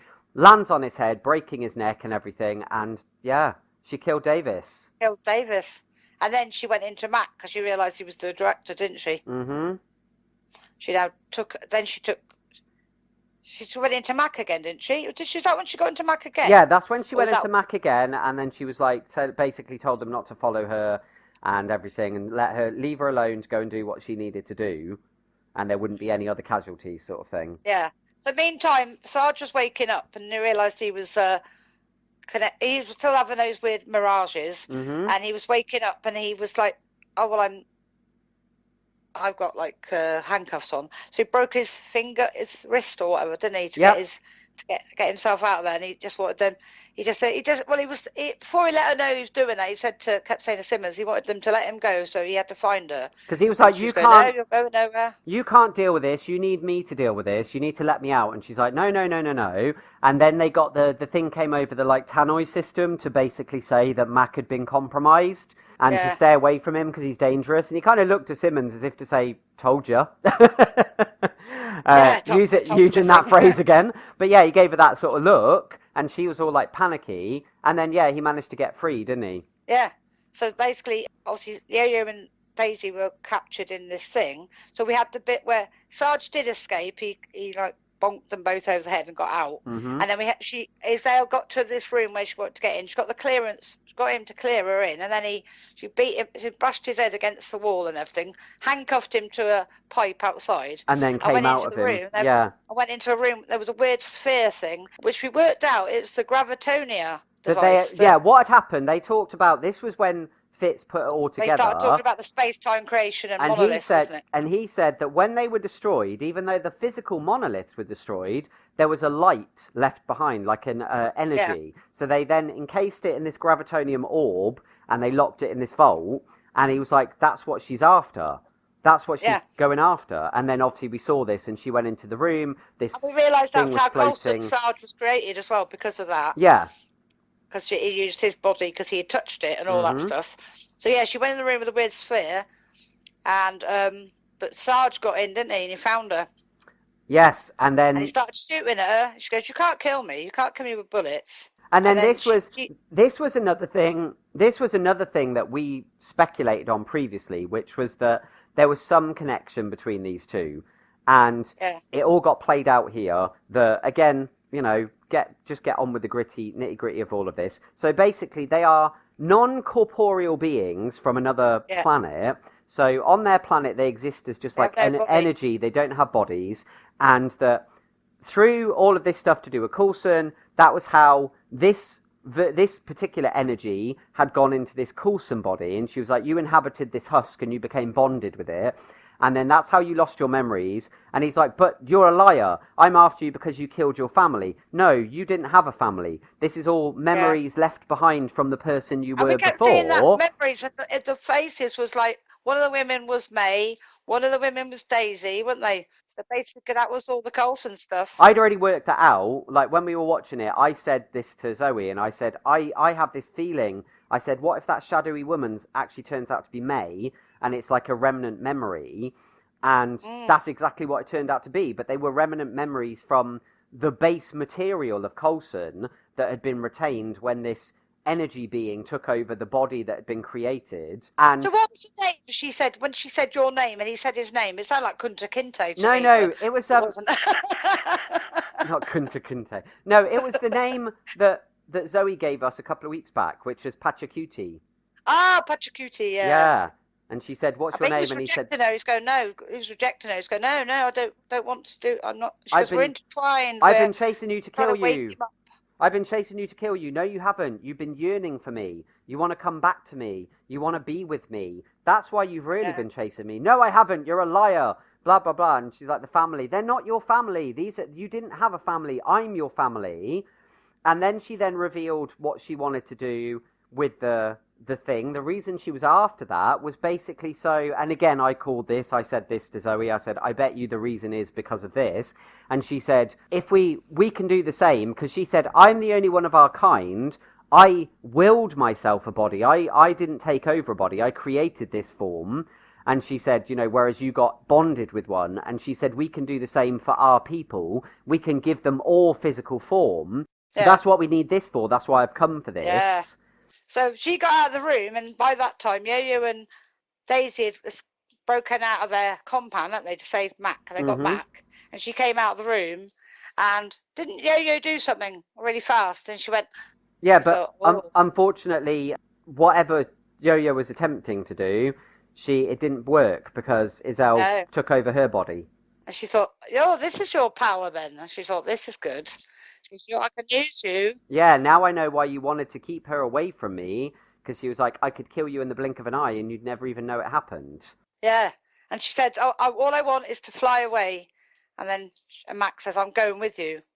It's like, so you see the slow motion and walking through the compound and all the soldiers, and Mac was like putting his hand up saying, let's go through, let's go through. Yeah. Daisy and Yo-Yo followed, and as they got to the ship, the little pod, what they called, Quinjet. Yeah.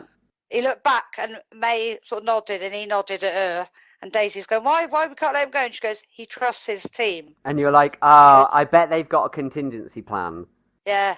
So yeah, so they went off, and then they were talking then about the issue with Sarge of like him being, now they realise what he is. They're like, was it Fitz said, wasn't he? And he said that containment place we've got him in, we've got a problem, because if he becomes like her, that cell's not going to hold him for long. Yeah, they were watching him, weren't they? And they said, and then he mentioned Ghost Rider. Yeah, because he said there's one other time we've come across an energy being like this, and that was with Ghost Rider. And it's like, oh, that's interesting that they've referred back to that again. And so I was like, oh, yeah. And what's it? The other interesting thing here for me as well is the fact that, do you remember a couple of weeks ago I mentioned to you they've announced that there's going to be a Ghost Rider TV show, and that it's going to be the same guy that was Ghost Rider in Agents of S.H.I.E.L.D., and that it's going to be connected. So it's like, is that why they've brought him back up again? Because they're going to use that to refresh our memory about this character. Maybe he'll turn back up in S.H.I.E.L.D. for an episode or so, which will launch off into his own series or something. But I just thought, that's a random thing to bring up Ghost Rider by name and stuff. But it ended with Sarge wandering up and down the cell, and his hand was like... It was turning into, like, bits, wasn't it? Like, energy well, yeah, bits. yeah. It's like it was disintegrating. Because he was refusing. He was refusing to believe what he'd been told. He was angry, but as he was pacing, he was like, coming to pieces and then going back together again and stuff. And it's like, oh my god, so good. So there we go. So that was a really exciting episode. She's gone off now, so we got her gone off. So we got to see what happens there, and obviously what's going to happen with him. It's like, but we called it. Yep. So, so there was. So we are the queens of prediction. Yeah, I said to her at the time, I said, what is it with you perceptive women working all this out? I was like... But it was good. I felt good as well, because there were certain things that I also called. There were certain things I noticed, and it panned out to be the case as well. So I was sort of like, okay, I didn't get the big reveal. I didn't sort of nail that, but, I got some other bits as well. So, so that was good. But, all in all, it was a really good episode. I have just looked as well, so... The confusing thing is that in a lot of places it says this season of Agents of S.H.I.E.L.D. is 12 episodes, and in other places it says Agents of S.H.I.E.L.D. is 13 episodes. So I have now found out definitively why, and that is because the final episode, what is episode 12 effectively, is a double episode. So it'll be 12 and 13. It's going to be a double. Yeah, it'll be a feature-length episode, so it'll probably be like an hour and a half long or something, because it'll be 2 episodes in one. So although it's technically 13, it's not split up into 13 chunks. It's split up into 12 chunks, but the final one is longer. So I've just discovered that. So that's a good... So now we've talked about S.H.I.E.L.D., the segue into us sort of mentioning the future. So we're going to have a brief vacation next week due to school holidays and things like that. It means that we're not going to be able to record next Friday. So we will have a week off. And then when we return with the next podcast for you guys, we will do a double header of Legion and also Agents of S.H.I.E.L.D. And because now we know that it's a double part finale, it means that in a way it will be a double header but a triple header sort of thing. Technically a triple header, but it will be done as like 2 episodes. Yes. And that will finish off both. No, it won't finish off both. It will finish off S.H.I.E.L.D. and Legion it'll be... has one more. Yeah, it'll be the one before and the penultimate of Legion, and then the week after it'll be the final Legion. Yeah. And that works well for us, because that means that we will then be able to introduce Preacher into the mix in a couple of weeks' time as well, because that'll have started. So we'll have a feature-length discussion on the next podcast in 2 weeks' time, and then the week after we will then be able to bring in Preacher and the finale of Legion, as well as Stranger Things. And then obviously the following week, Fear the Walking Dead's back anyway. So. So Fear the Walking Dead will return from its couple of weeks break. So it kind of all works out quite nicely for us. Yeah. We'll always have something to talk to you about. So, good chat, son. So yes, very good. So I just want to once again say, before I say the usual ending stuff, I want to say again a big thank you to my friend who's designed the logo. and yes, thank you for that. It's brilliant. Yeah, and the other logos and things she's working on. So she's DJ Amanda. She has got a YouTube channel herself where she does a lot of like music stuff. So if you're interested in remixes and various things to do with music, she has a lot of that on her channel. So I will put the link to her channel in the description box. So if you're interested in checking her out, yeah, check her out. Yeah, check out her YouTube channel. And a big thank you to her again for doing this for us. And keep an eye out. Like I said, there could be some merch in the future. So if you're interested in rocking a Talking TV podcast t-shirt or something along that, or a Geek Mom or a Geek-Dom t-shirt or whatever, then keep your eyes peeled. There you go. So there we go, people. As usual, if you've enjoyed this, please hit that thumbs up button and leave us a like. And also leave us your comments so that we can discuss them and include you on the podcast. And don't forget to subscribe if you haven't. If you're new here and you've just stumbled across us, then please consider subscribing. I would be hugely grateful to help grow this geekdom, this kingdom of geeks. And in the description box, like I said, as well as the link to DJ Amanda's channel, you'll find the link to my Twitter so you can follow and chat to me on there. And also my donation mediums if you should feel generous enough to donate to the channel to help with the podcast and with other things that I want to do in the future. And you're under no obligation to do so at the same time. So thank you once again, Mother. You're very welcome. And we will convene. Very good talk. We will convene again in 2 weeks' time. Indeed. So thank you very much for listening, and you all take care now. Bye-bye. Bye. Bye. Bye. Bye. Bye.